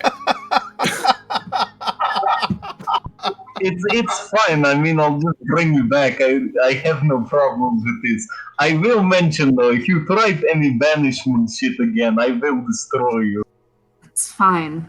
I'll find a way to put Lucy back or Nettie back in. I can do it, you know. Right. Nethy, real quick, when you do this, I'm laying low at the moment because I don't want people to know that I'm in town. Because I'm supposed to be impersonating another Dragonborn here soon. You're aware of that plan, right? Oh yeah, I heard like half of it. I was mostly trying to pet the dogs, but yeah, I get the gist. Okay. Real quick note, when you do try to pet the dogs with me, it's gonna be really hard to actually feel anything. I have extremely calloused claws. She nods. She looks like she's taking very mental notes. But So like you can breathe fire, right? yeah, not often. So but cool. Yeah.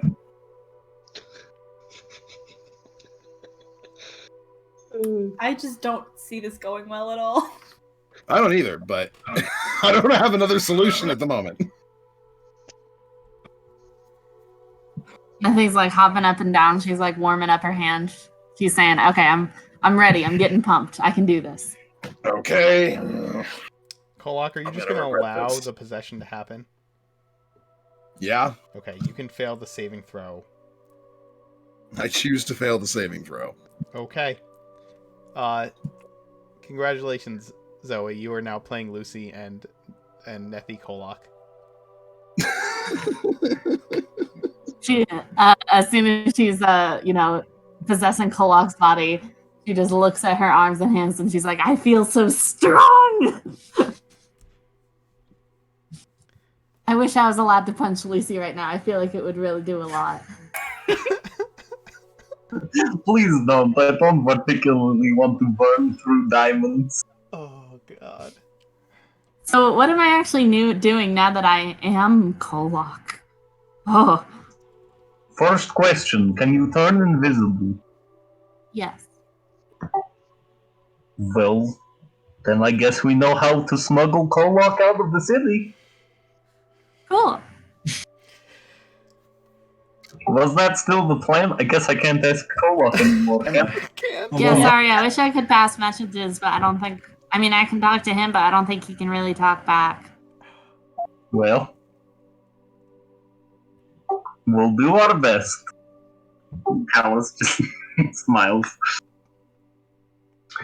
And Lucy, you're skilled with infiltration? You said something? You an assassin You're an assassin or something? Yes. And now Talus You is want in to charge. do a coup? Oh no!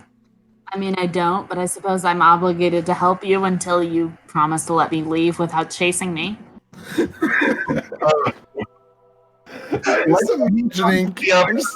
I'm just imagining Nethy Kolak approaching Reyna and just being like, "Hi, I'm in Kolak's body now." Oh my god. Raina's gonna actually paint Kolok's nails now. Let's go regroup with some of the others. Do we know where everyone is? You Because- know where Ray is. I think Ray went back to her room and is waiting for... Okay. Are you just waiting for Nethy to come back, Ray? Yeah, because she's just like out it, and I was like, oh, okay. You two wait here and stay nice. I'm gonna go get Ray. So just chill out. Dallas is leaving Lucy and Nethy alone. Talus slowly puts Grim onto the ground and says, "Grim is in charge," and then he leaves. Nethy looks to Grim as if ready to take orders. He does a tiny little pup. He does it little. Lucy, you are now alone with Kolak Nethy. Kolok Nethi will blow a really big raspberry and then say, I don't want to talk to you, and just leave. She's Well, just she turns invisible first. Oh, I was like, so she leaves this Kolok. so Kolok Nethi Yeah. turns invisible and leaves the room. Yes. So Talus, are you getting Ray and then coming back to the room? Yeah, that's what I was doing. Okay. Well, when you guys get back to the room, well, first maybe you should. I don't know what you're saying to Ray. Oh yeah. So Talus is gonna knock on Ray's door and say, "Hey, so I have some news about Lucy and other friends." Lucy is gonna try to sneakily sneak up to Reyna, but it's not sneaky at all because she's not used to being a giant dragonborn. So you just hear this invisible stomping coming towards you, and then she will gently lift Reyna in the air and go, "Look how strong I am!" in Kolok's voice. Invisible Kolok picks you up, Reyna, and Alex, why don't you do the voice of Kolok saying, "Look how strong I am." Look how strong I am! Talus just sees Rayna get lifted into the air and hears the voice and says, "I thought I told you to stay in the room." It's fine, I'm invisible. It's fine, I'm invisible. So Reyna has had minimum really interactions with Kolok. So the fact that she was just randomly picked up by Kolok, she's super confused and kind of freaked out. Talus, what's going on? Is he okay? So you know how... Okay, so there's a ghost. Do you know about the ghost? Yeah, we like her and we hate Lucy. Do I see Lucy? Because if so, I'm glaring at her. No, Lucy's not here. Okay. Is Lucy just staying in the room with the pet dog? Yeah, Grim is just kind of watching Lucy. So you're more informed than I was expected. So Nefi is in Kolok now, and Lucy is Lucy, and we're going to try to find Nefi a nice permanent body, and then Lucy can leave. Okay, I'm glad you're kind of on Nefi's side, but Lucy's a bitch. Why didn't we just pow pow and have her take over? No, Lucy? right? It's a Kolok. I know, right? Okay, listen. I can't handle this right now. I can't. No, this is what it is for the next while. Oh I am, God. as a general rule, I know you have both seen me do other things, but I am, as a general rule, a bringer of life. I do not just want to stab a person to death who has been possessed for the last 8 months. It just doesn't seem right. Talus, Kolok said we feel couldn't, that. and he's letting me use his body, so I don't want to go against what he wants right now. You guys made that agreement, but what if I just go pow pow? Because if she's a bad person, I have no problem just And I've received permission from Kolok to kill him in the case that he tries to hurt Lucy. So I'm just going to assume that applies to whoever. You're very sweet, Reyna, and I think it's very nice that you're willing to kill for me. But Of course, you're my best. I just want to go with what Kolok says right now. As much as I agree with you, just because it's really nice of him to let me use his body for now. So You need to speak in shorter sentences. Oh, okay. Well, Nefi, I'm just glad you're here, and I can. And she then turn around and hug Kolok, Aw. invisible Kolok. Ah! The Truly, Spacian is gonna be so confused. Oh, we should prank him. Let's do it! wait.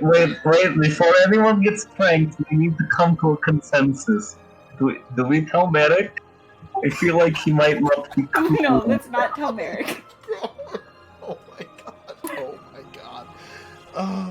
Maybe Oh we should my tell He's God. wrong to lie to him and not lie to everyone else, though. But also, I don't want to be mad at him. I know I should tell him while I'm in Kolok so that I can punch him if he. There you go. He's a good boy. Yeah. Okay. We'll just wait on it. Yeah, we'll have this discussion. So you're invisible, you're good. Were we supposed to be doing something like Again, quest-wise? just as a reminder, if you used greater invisibility, it only lasts a minute. Okay. Then at this point, once I feel like it's about to be up, I'll make sure to be in Reina's room and close the door. Yeah. And before I'm uninvisible. Okay, so how long can you be invisible for? A minute. Normal Oh. invisibility is an hour. Greater invisibility is a minute.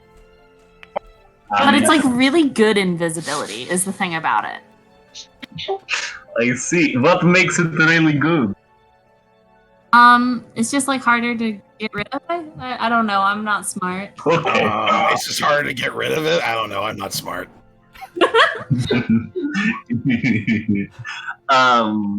Okay, so that it doesn't seem like it will be super easy to smuggle you and Kolok out of the city then. If you can only do it I for mean, a I can minute. still teleport, though. It's a loud teleport. I can teleport, but it's a very loud teleport. Okay, I'll distract with like another big noise somewhere else, so when you teleport, it's not going to be a big deal. No, That's a good idea. No, I know what teleport you're talking about. You're not blowing up the inn. They get very upset when we do that. Well, I can be invisible for a minute, step outside, and then teleport. I can be invisible for a minute, step outside, and then teleport.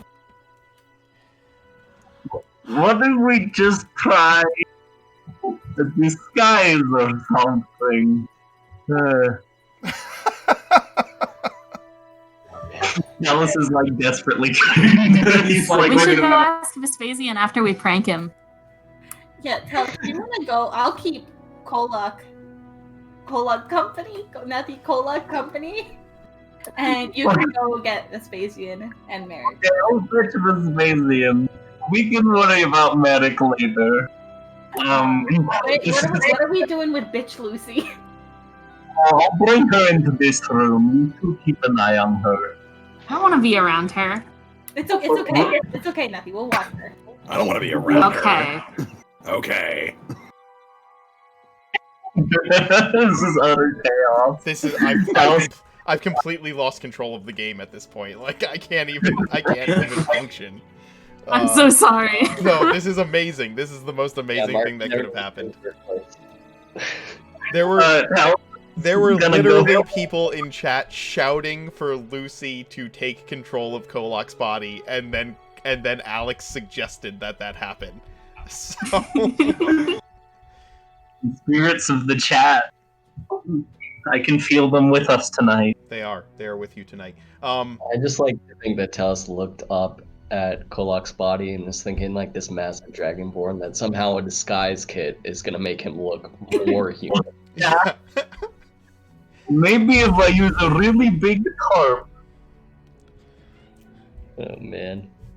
So, like, for science reason, what would Kolak be like to cuddle? Well, he's way warmer, I think, than like a regular like human.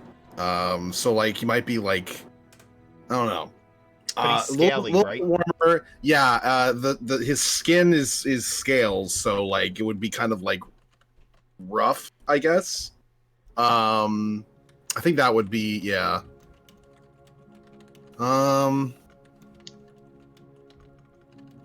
But he is big, so like at the same time he can do that like engulfing thing as far as cuddling is concerned. So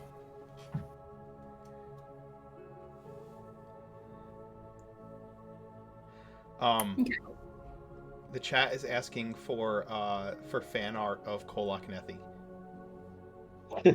Sorry, that's all you. Vespasian, while all of this insanity is going on, you and Merrick have been scoping out the town hall. Kind of. Yeah, have we seen anything good? Um. Because I imagine they've been doing that for quite a while. Yeah. Yeah. How long are you? Essentially staking out the town hall? Well, first, yeah, probably do it once around to see if I could see any other entrances, exits, things like that lead in and out of the town hall. Like, how many stories, if I can discern a semi-layout of what could be the interior of the building based off the outside. I know that's very difficult with any building, but, if there's like a kitchen access, like things like that, and then probably scope out the best routes for exit and entry and escape routes if possible would be the first thing that we would do. Okay. The building is a 2-story building. There is a servant slash like delivery entrance in the back for goods and services being brought into the town hall. There is a balcony over the main entrance to the town hall where you can safely make a couple of guesses as to what room is beyond that balcony. It's either an office, or it's either the mayor's office or perhaps some part of his living quarters. It looks as though it is presented in a way that if the mayor was going to make a public address, that's where it would be done from, if that makes sense. Okay.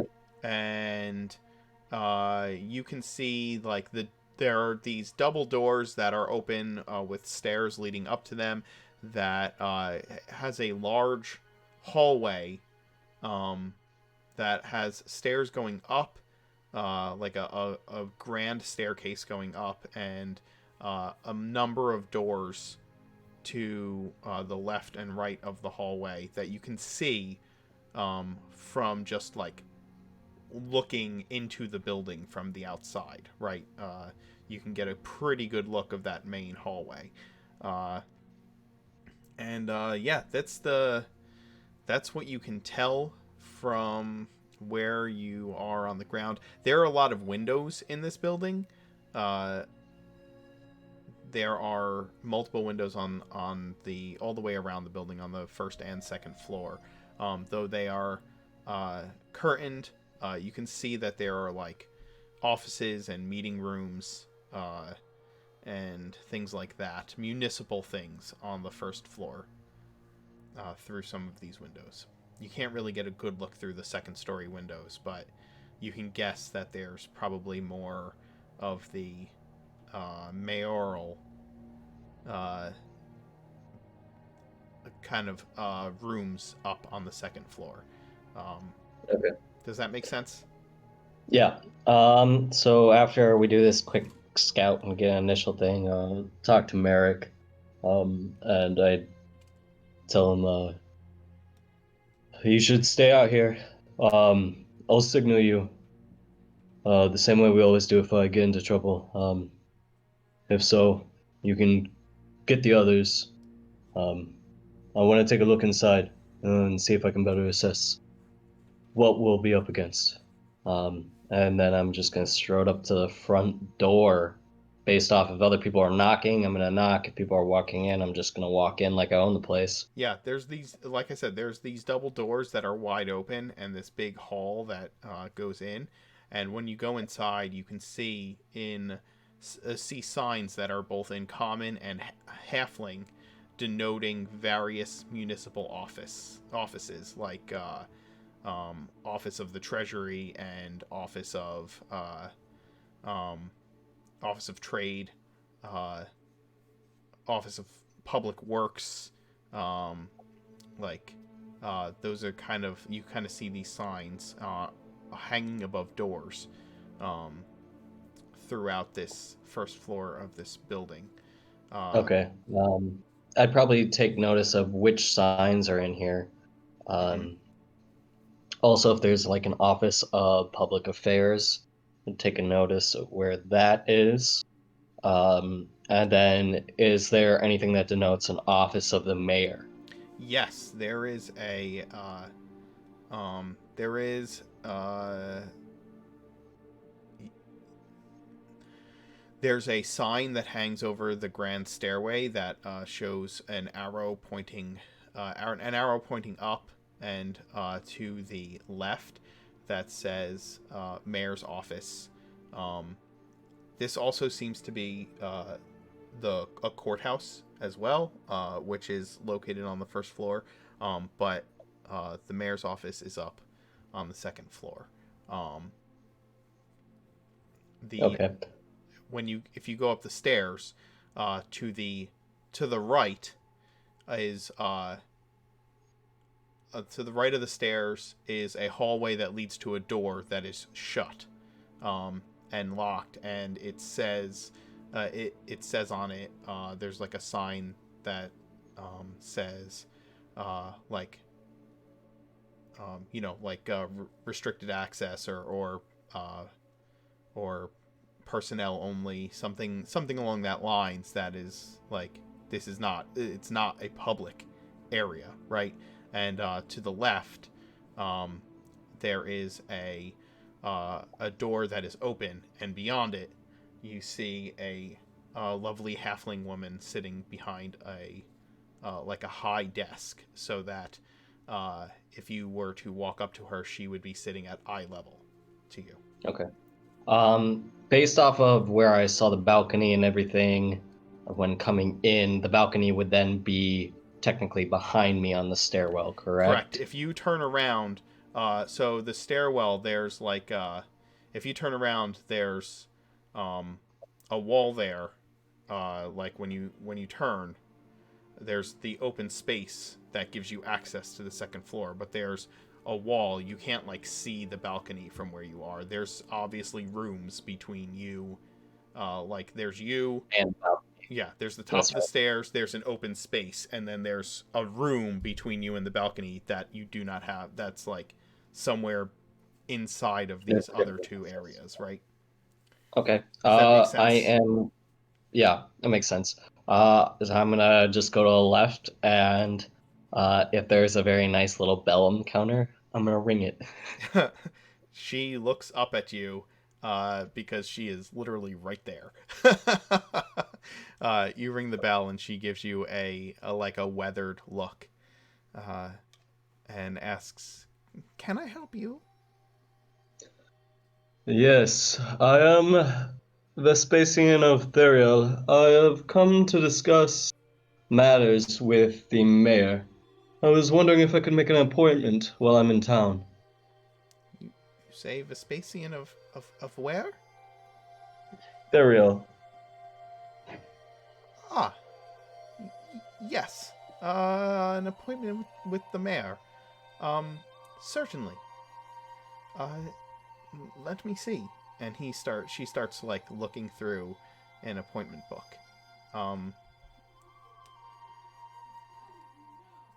Can I look over and kind of look at what she's looking at and see if I can scan anything from what she's scanning? It's all written in Halfling. Can you speak? Yeah, no, I read cannot. Halfling? Okay. No. All right. So you look down and you see it all in Halfling. She says, the mayor has space for an appointment.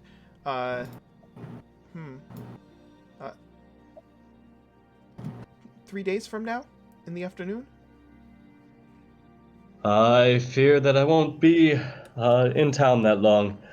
Though, if something does open up, could you... And I think I've got it written down, but I think it's written down wrong here for the name of the inn.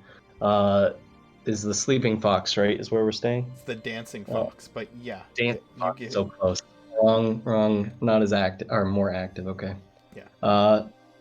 You can reach me at the Dancing Fox. Please let me know if there's anything that opens up. It's a matter of great importance, and there could be some coin in it for him. I appreciate your time. And then with that, I'm gonna leave. Okay. Kind of she takes your information. She nods, and you head out, and you see Merrick waving to you, waving you over when you come out. Merrick. What seems to be the problem? He tells you that there seems to be some commotion at the docks, on the opposite side, like closest to where you are. That it's kind of spread through town. That there's something unusual happening, and asks, "Do you want to check it out?" Yes, lead the way. And I'll let him take the lead. So he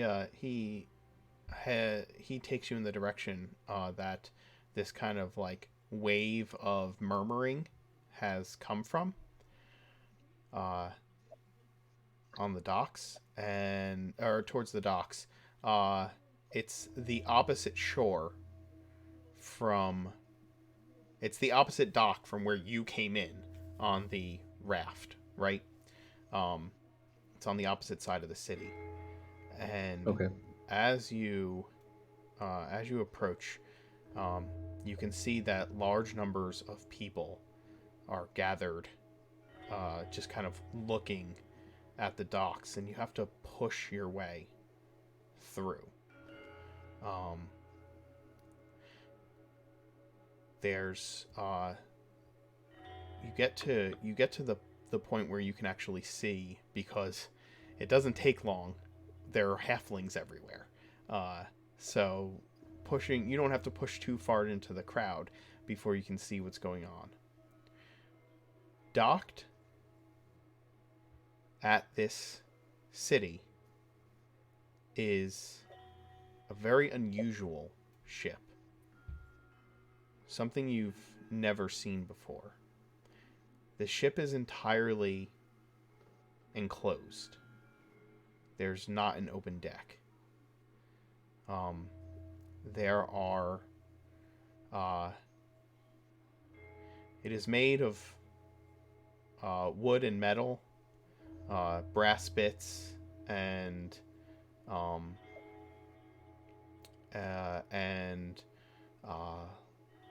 heavy, thick glass. At the head of the ship, where there would be like the masthead, is a great brass dragon shape with the wings going back across the bow. The top of what looks like it would be the pilot deck of this enclosed ship opens up, and a muddled, scaled, brown and green dragonborn comes up out of this hatch, wearing the most unusual looking plate mail that you've seen, and a helmet shaped specifically for dragonborn.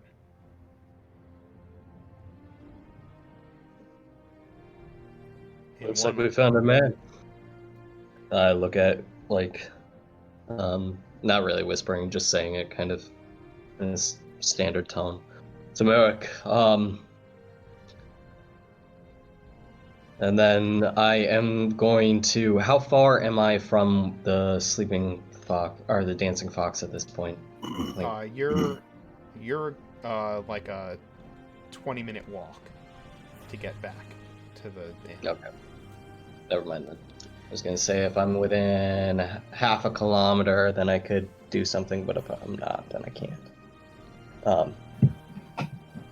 So if that's the case, I'm going to look at Merrick. I'm going to say, run back to the inn and let them know that our friends arrived. I'll keep an eye on him and keep tabs on him until then. Merrick I'll nods. signal you my location. Huh? Merrick nods and Okay. heads back. Okay. As you watch this Dragonborn heaves a small iron chest onto one shoulder. He is armed, well armed, and he steps off this ship onto the docks. And then the ship pulls away from the docks and sails out into the lake. Do you keep your eyes on the Dragonborn or on the ship? I would be watching the Dragonborn. I think the ship would be, unless I can see it with a passive perception of 17, I wouldn't really care what the ship's doing. Okay. You keep your eye on the Dragonborn as he comes up the dock. The crowd kind of parts for this creature as no one's really sure what to make of all of this. And he comes up onto the docks and continues to walk into the city. When you kind of scan the area, you see no sign of the ship that dropped him at the docks. It's not sailing away in any direction. It's just gone. Alright, well, I am going to kind of follow him. Okay. He is heading back in the direction that you just came from, back towards the mayor's office.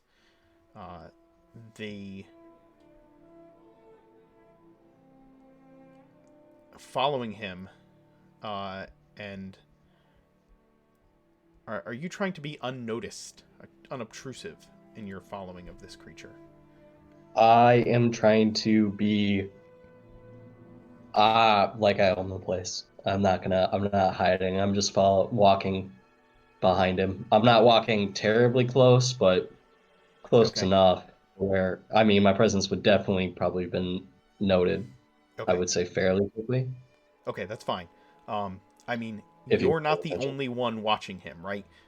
His presence is being followed by not really a crowd, but like a wave of murmurs that seem to go through the city of people kind of whispering and talking about what this is and who this creature is and what's going on, right?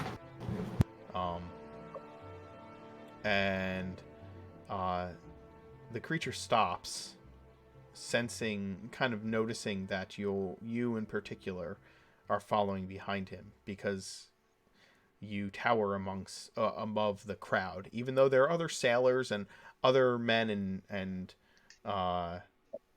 other men and women of other cultures and races that are mixed in with the crowd. You're literally following the direction that he's going. Kind of peers over his shoulder and makes eye contact with you. Okay. So I'm just gonna kind of start trying to bide for time a little bit. And I'm gonna look at him and say to him, "It's a beautiful set of armor and a more beautiful vessel. How'd you come by it? I haven't seen you around here before." He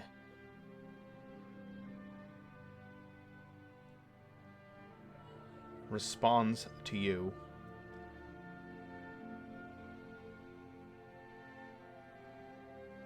Your words are respectful. The common is broken. He's obviously not used to speaking it. Do you know the ancient tongue?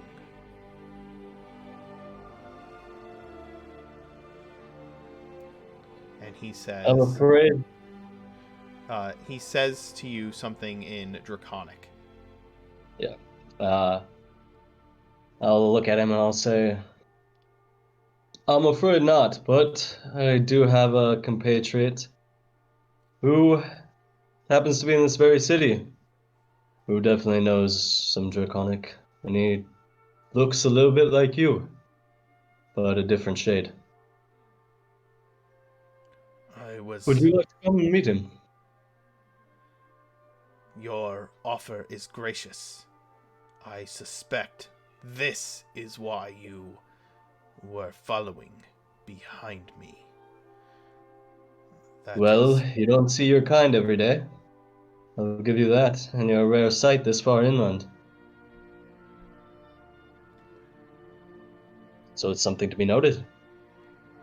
I have obligations that honor dictates. I see to.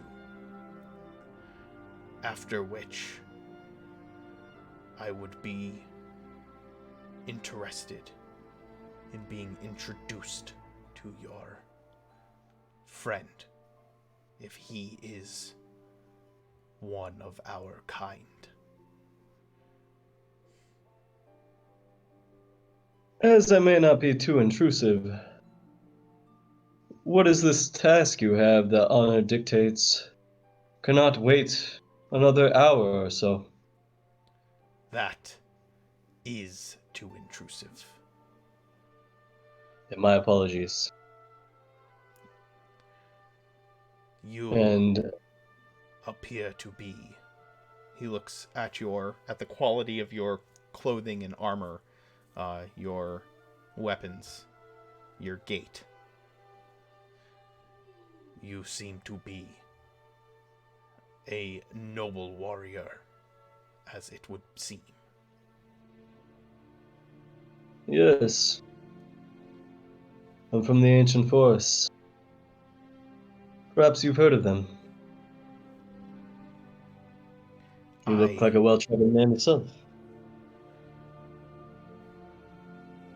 Well-traveled is relative. I have heard of your ancient forest. I have never seen the place. I have seen We do. little of this country.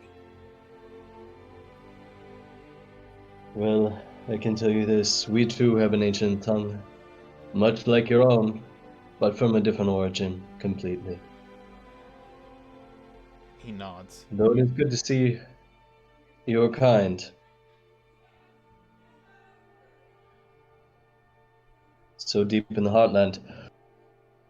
Though, I do ask, after you're done with your business, you should come by and we can have a conversation. If my business permits. Well, I hope it will. He And says, yeah, with that, I'll give him a little bow.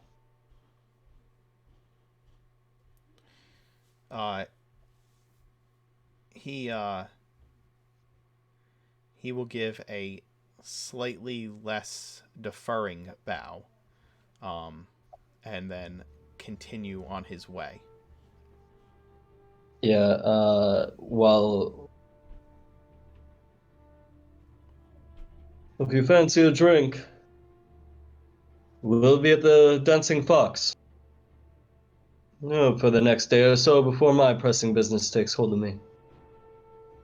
And then, with that, I am just gonna part because there's really nothing at this point I can do without. I mean, I know when my game is set. Understood. Game match set. He's going to continue to head in the direction of the town square. Once again, you easily notice that all eyes are on this creature. And whispering is traveling through the city of Riverdam Raft. For the rest of you, Merrick returns to the inn. He looks to find all of you and says, Vespasian just sent me back. The Dragonborn is in the city. Do you know where? I assume he is headed towards the center, but Vespasian is following him. So we want this meeting between the Dragonborn and the mayor not to happen, right? So, like, what if I just fireball the mayor place? we don't Kolok want to, giggles. we don't want to burn the entire city down. Oh my god. That's it. That's the highlight of the entire session. Anyway. I think If we just fireball the place, everyone's going to burn. I don't have anything to put out fires. Know that? We don't know that for sure. They might have something. Everything is made out of wood. It's very wooden here. I'm just saying, the just seems Dragonborn is supposed to bring something to the mayor. I don't think we want the fake mayor to have that. No, which is why we need to go now and intercept Dragonborn. Okay, let's go. I'm gonna hook arms with Kolak / Nethy. Like, let's go. Kolok gets ready to skip, but then stops and is like, but wait, isn't it bad for me to be outside the room? Well, not anymore, because the other Dragonborn aren't here. True. Alex, because he's leader. For reasons that I will keep to myself, I think it would be good to have our beloved leader Kolok come with us. So let's go. Okay, I trust you, Talus. You're smart. Are we skipping? Oh yeah, Kolok's ready to skip. Okay, I trust you, Talus. You're smart. Skips away. Just out of character, does anyone else know Draconic other than Kolok that is no longer Kolok? I could. Okay, just making sure. If you need to speak giant, I gotcha. What is Lucy doing? Like, real Lucy. I think she's waiting in the hall outside the room, and, she overhears the conversation and just says, let me know if you need me to do something. Come with. Okay. I would think if Merrick came back, he would try to convince her to go with you. Merrick has no idea what's going on. Raina so will glare at Lucy, at real Lucy, as they skip out. Merrick will turn to Lucy and say, why don't you come along and we'll see if we can't figure out more about this problem you're having. Because he wasn't there. Oh, some developments have happened. We don't know that who Lucy is like having a problem with. Ghosts. We're connection moment. We are working on that, but yes, I think Lucy would be a great time if you came with us because we're all good friends and also working associates. She rolls her eyes a bit, but agrees. Okay. Yeah, and if you try to leave, I'm gonna hit you. Then all of you head in the direction. Merrick takes you in the direction that he left Vespasian, and you all find Vespasian in the square where the Dragonborn has gone, where the Dragonborn is headed into the mayor's office, and into the town hall. Currently looking at a stall that's got like some aboriginal kind of masks sitting there, some weird kind of tiki foreign masks. Yeah, absolutely. There's like a Talus, you arrive, and the place he's looking at, it says traditional Awathan tribal masks is what the sign says. And there is a there is a human there who is made to look like he is a Wathan, but you can immediately tell that none of this stuff is authentic. You haven't seen any of this stuff among any of the tribes. Talus narrows his eyes, makes a note of the location, and says, "Don't buy anything from there." What do you think, Alice? Like, I show him one. Kolak, you know this is all fake too, but you're stuck inside of yourself. Just fakes and knickknacks. Wouldn't even help with one ritual. You all meet up at this stand and watch as the Dragonborn enters the center of town, heading towards the mayor's office inside of this town hall. And I think we will bring it to a close with that event happening for today. And we can do some favorite moments before we shut it down. So many. I don't want to get too far ahead of ourselves without Mike here. And he's going to have a lot of catching up to do, I think. Oh, I'm so excited for his reactions. Well, what beautiful nails you have. Skipping. Lovely voice. Alex, what is your favorite Kolak moment from today? Allowing Lucy to possess him.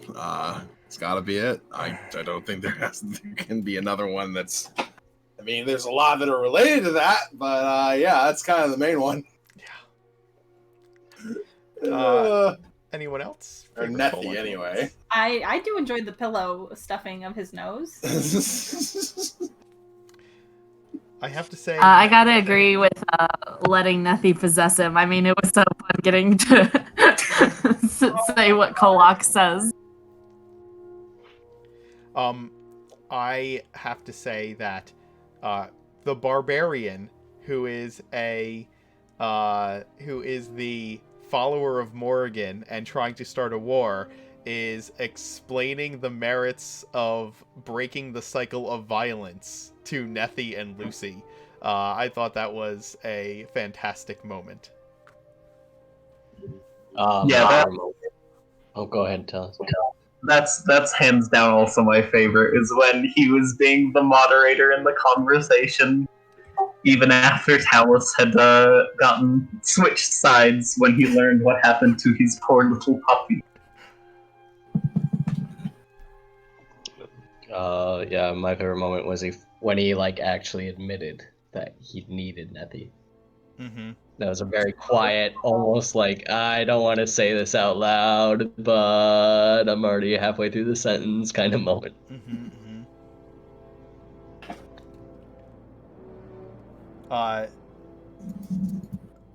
For Fiona, your favorite Talus moment today?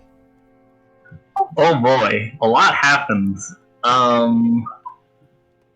Honestly, I think my favorite Talus moment was when Kolak got possessed and Talus was all like, yes, this is good, this is perfect, everything, and then suddenly he realized that he was now technically in a leadership position, and he's just like, oh no, what do I do? How do I get Kolak out? Oh no. Just trying to figure out how to actually run a group in any capacity. Honestly, I loved Talus just not really knowing what he had to leave to tell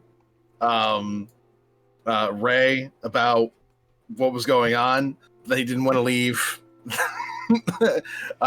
Kolak, Nethy, and Lucy in the same room, so he just places his dog in there. He's in charge now. Yes. He will be watching you. I also I gotta agree with the chat that I loved when he was like, "Wait, you killed Grim?" Yes. And I'm fine with you dying. You killed my dog.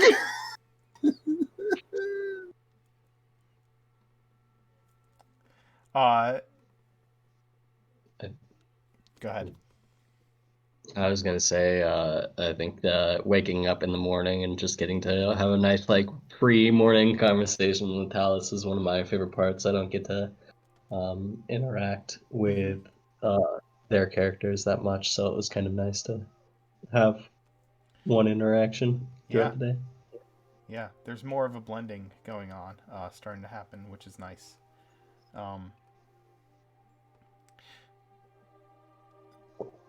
Any others? The chat brought up Kolok being the sensible one in the conversation, and Kolok explaining the cycle of violence that Nethy and Lucy were stuck in, despite being a raging barbarian. And Dio said best Talus moment was, "Wait, you killed my dog," and David agreed.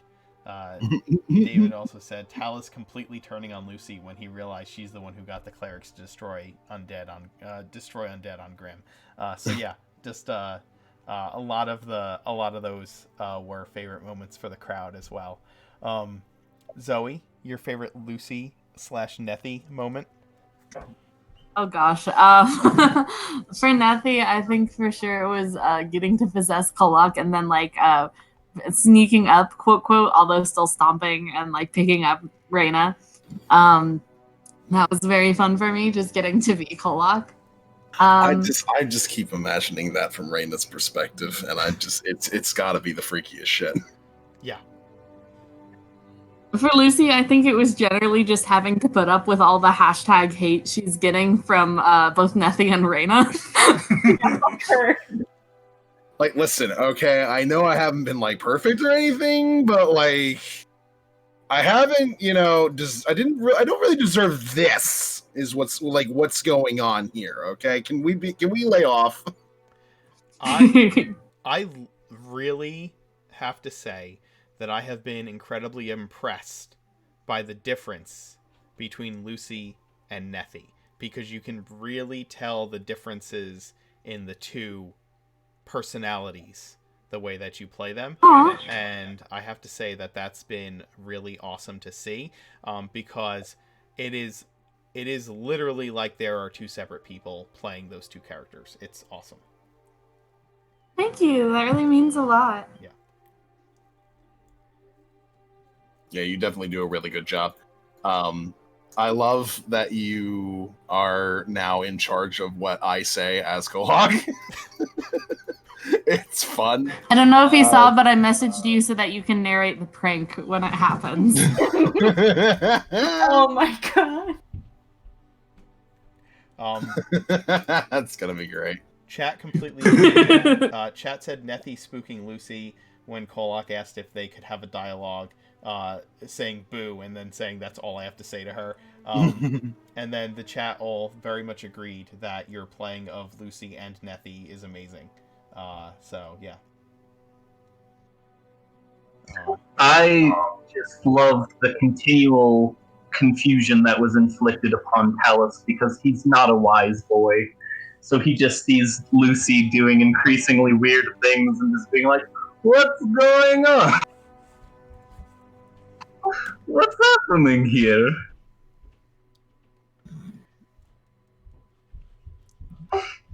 Just love the slow build up to be like, "Oh, it's a ghost. He's been a ghost the whole time." Oh, that makes sense all of a sudden. We did kind of acknowledge it and go, okay, well, moving on. Yeah. Now, okay, this makes sense now.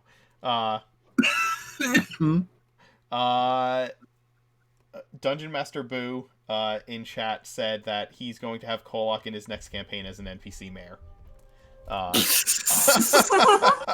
first unkillable mayor. God. Emmy, favorite Reyna moment? It would have to be all of the side comments towards Vespasian and Lucy, like throughout the whole thing. Any side moment I had to like pick at them, I was like, yes. Reyna had so much shade, and I was here for it. It was so good. The shade throwing was amazing. I think my favorite part was when Vespasian was knocking on the door again, and Reyna was like, "Hey, just hang tight. I'm gonna go flick him in the head. I'll be right back." Yes. The the fact that Reina totally loves Lucy, even though, and thinks she's her best friend, even though you guys have known each other for like 2 weeks in game, maybe 3 weeks in game, is fantastic. Yeah, It's truly she's ride or die. I do love how ride or die shit they are for each other. That's just so much fun. Yeah. I still just love the Lucy, not Lucy, Neffy, whatever. Just the shifting names. Yeah, Lucy, not Lucy. I was gonna say I didn't get to say my favorite Lucy moment, but my favorite Lucy moment was at the very beginning when she broke into the temple and she met a ghost and was kind of slightly disturbed, but at the same time like, oh, okay, just leave me alone. I won't take anything. And there's like, she's just like so used to having a ghost at this point that it's not second nature to her. And then my favorite Ray moment was how much shade she's all of a sudden giving me because I left her for a couple of hours, which has not happened yet. So it was interesting to see that reaction, and how she's like, not even the morning after. It still hasn't worn off. Like, okay. To be fair, I'm still in the dark house. originally that you might have died. So it's like you're like, I could die. Like, it's all right. It's fair.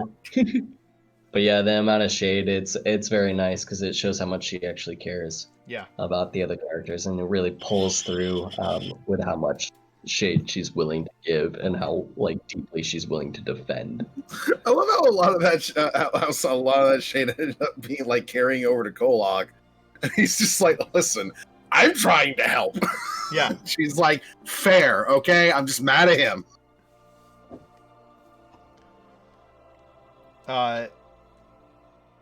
Yokob, your favorite Vespasian moment? Attempting to talk to Kolak at the very beginning and being like, you know what, we just have to let him sleep till morning. Like that interaction with and he finally realized the morning after, like, why, like, I was just like, I just should have got this long rest. I should have not dealt with this. This was not worth it today. Mm-hmm. Like, it's gonna be a very long day. But yeah, just like that interaction with the night before leading into the morning of the meeting was my favorite part. Nice. Others? Definitely staying up all night because just as a result of a feeling of like unease. It's not normal for like when you get to a town, when you get to an inn, just like, not rest or get the rest that you need in. And I don't know if part of it was because he just didn't want to share a bed with Kolok or what was going on, or at least share a room with him. But I know part of it was a bit of paranoia on his end, and I think that was interesting. That was fun. Yeah, I think that's my favorite moment where I took it as like, I don't want to share a room with Kolok, so I'm out. Also, I really liked when he just heard crashing from Lucy's room and just came in. And she just like was also shady at him the way Reina was, and he was like, okay, and then just backed out. We're not having it with He just couldn't catch a break. I just want to give a shout out to Air Ganassi for gifting 5 subs. Thank you so much. That's awesome. We appreciate you. Yeah, awesome.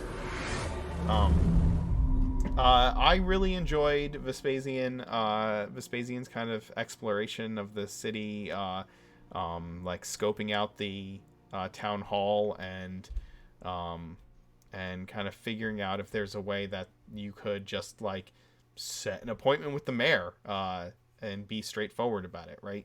And I thought that was a solution that Vespasian would definitely have. It's like I know how people in charge work, and I'm gonna try and just get into this situation that way. and just being like, I'm just gonna walk around like I own the place. It was fantastic. I enjoyed that. Yeah, I especially love that because of how well it went when we just cut from the utter chaos of creation at the end to just one of us trying to do their role. Can't let Kolak dictate everything I do. So Now you don't have to worry about it. like, oh, yep, this is the plan. Okay, well, we'll go figure that out. We'll see how well that works out. But better have backups.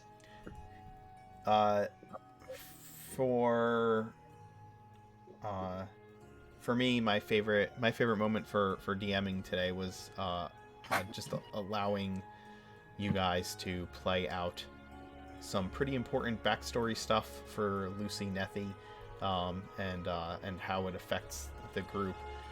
There really wasn't much I could do as a DM to like direct that, because there were no NPCs involved. It was just in character interactions, and yeah, that I love that. So my favorite part for me was actually just facilitating your ability to roleplay in character. So yeah, I'll say that. Yeah, I don't know if my favorite could be your reactions throughout all of that, because like as we were doing everything, I couldn't help but watch like you react to everything, and I was like, yeah. Yes. I definitely was a big fan of the amount of times that you laughed this session. I felt very proud. I'm always happy whenever we make Mark laugh, because it means that we're doing something that he didn't see coming, but he's pretty okay with it. I usually don't see what you guys have coming, and I'm usually okay with it. But yeah, today was really funny. Today was super funny. It was your idea to have me just say the things that Lucy was saying. Well, that Nethy was saying. So I did really love that new Dragonborn that we meet. I really liked that dramatic introduction they got right after the chaos. It was a good transition. Cool, thank you. Yeah, I really appreciate the descriptions. It really let me, set up exactly what that place looks like in my mind. Not only the town hall, but the marketplace, as well as the ship and the Dragonborn's armor. And, I can't remember what you say, like a muddy green. Like, it was very beautiful descriptions all around. Really painted great pictures. Thanks. All right, guys. Well, it's been a fun session. I hope you had a good time. I think everybody did. But we'll pick this up next week. And we'll see what the fuck happens next time. Yeah. Poor Mike. That's all I have to say. Merrick's gonna show up and Mike's gonna have no idea what hit him. But yeah, we will be back next week with this same game, Help Wanted, and that will be at 1 p.m. Eastern. And tonight we play The Dance Macabre at 7 p.m. Have a whole other group of players up here, and we'll be back. For those of you who are watching for the first time, who came to hang out, who have been here maybe once or twice, we play 6 games a week, all in the same world of Oregon, in my homebrew campaign setting. And they are in an interconnected world kind of happening concurrently. There's a whole bunch of stuff going on. Check out our Discord, come join us, hang out, ask questions, talk to the moderators, find out what the whole place is about. I definitely don't recommend you trying to keep up with all of the games that I run, because 6 is a lot, especially in an interconnected world. But pick a favorite and keep watching, and you'll see that there's a bigger picture to the story. So yeah, I hope you enjoyed yourselves. Thanks for watching. Thanks for coming in, and we'll see you later. Have a good day.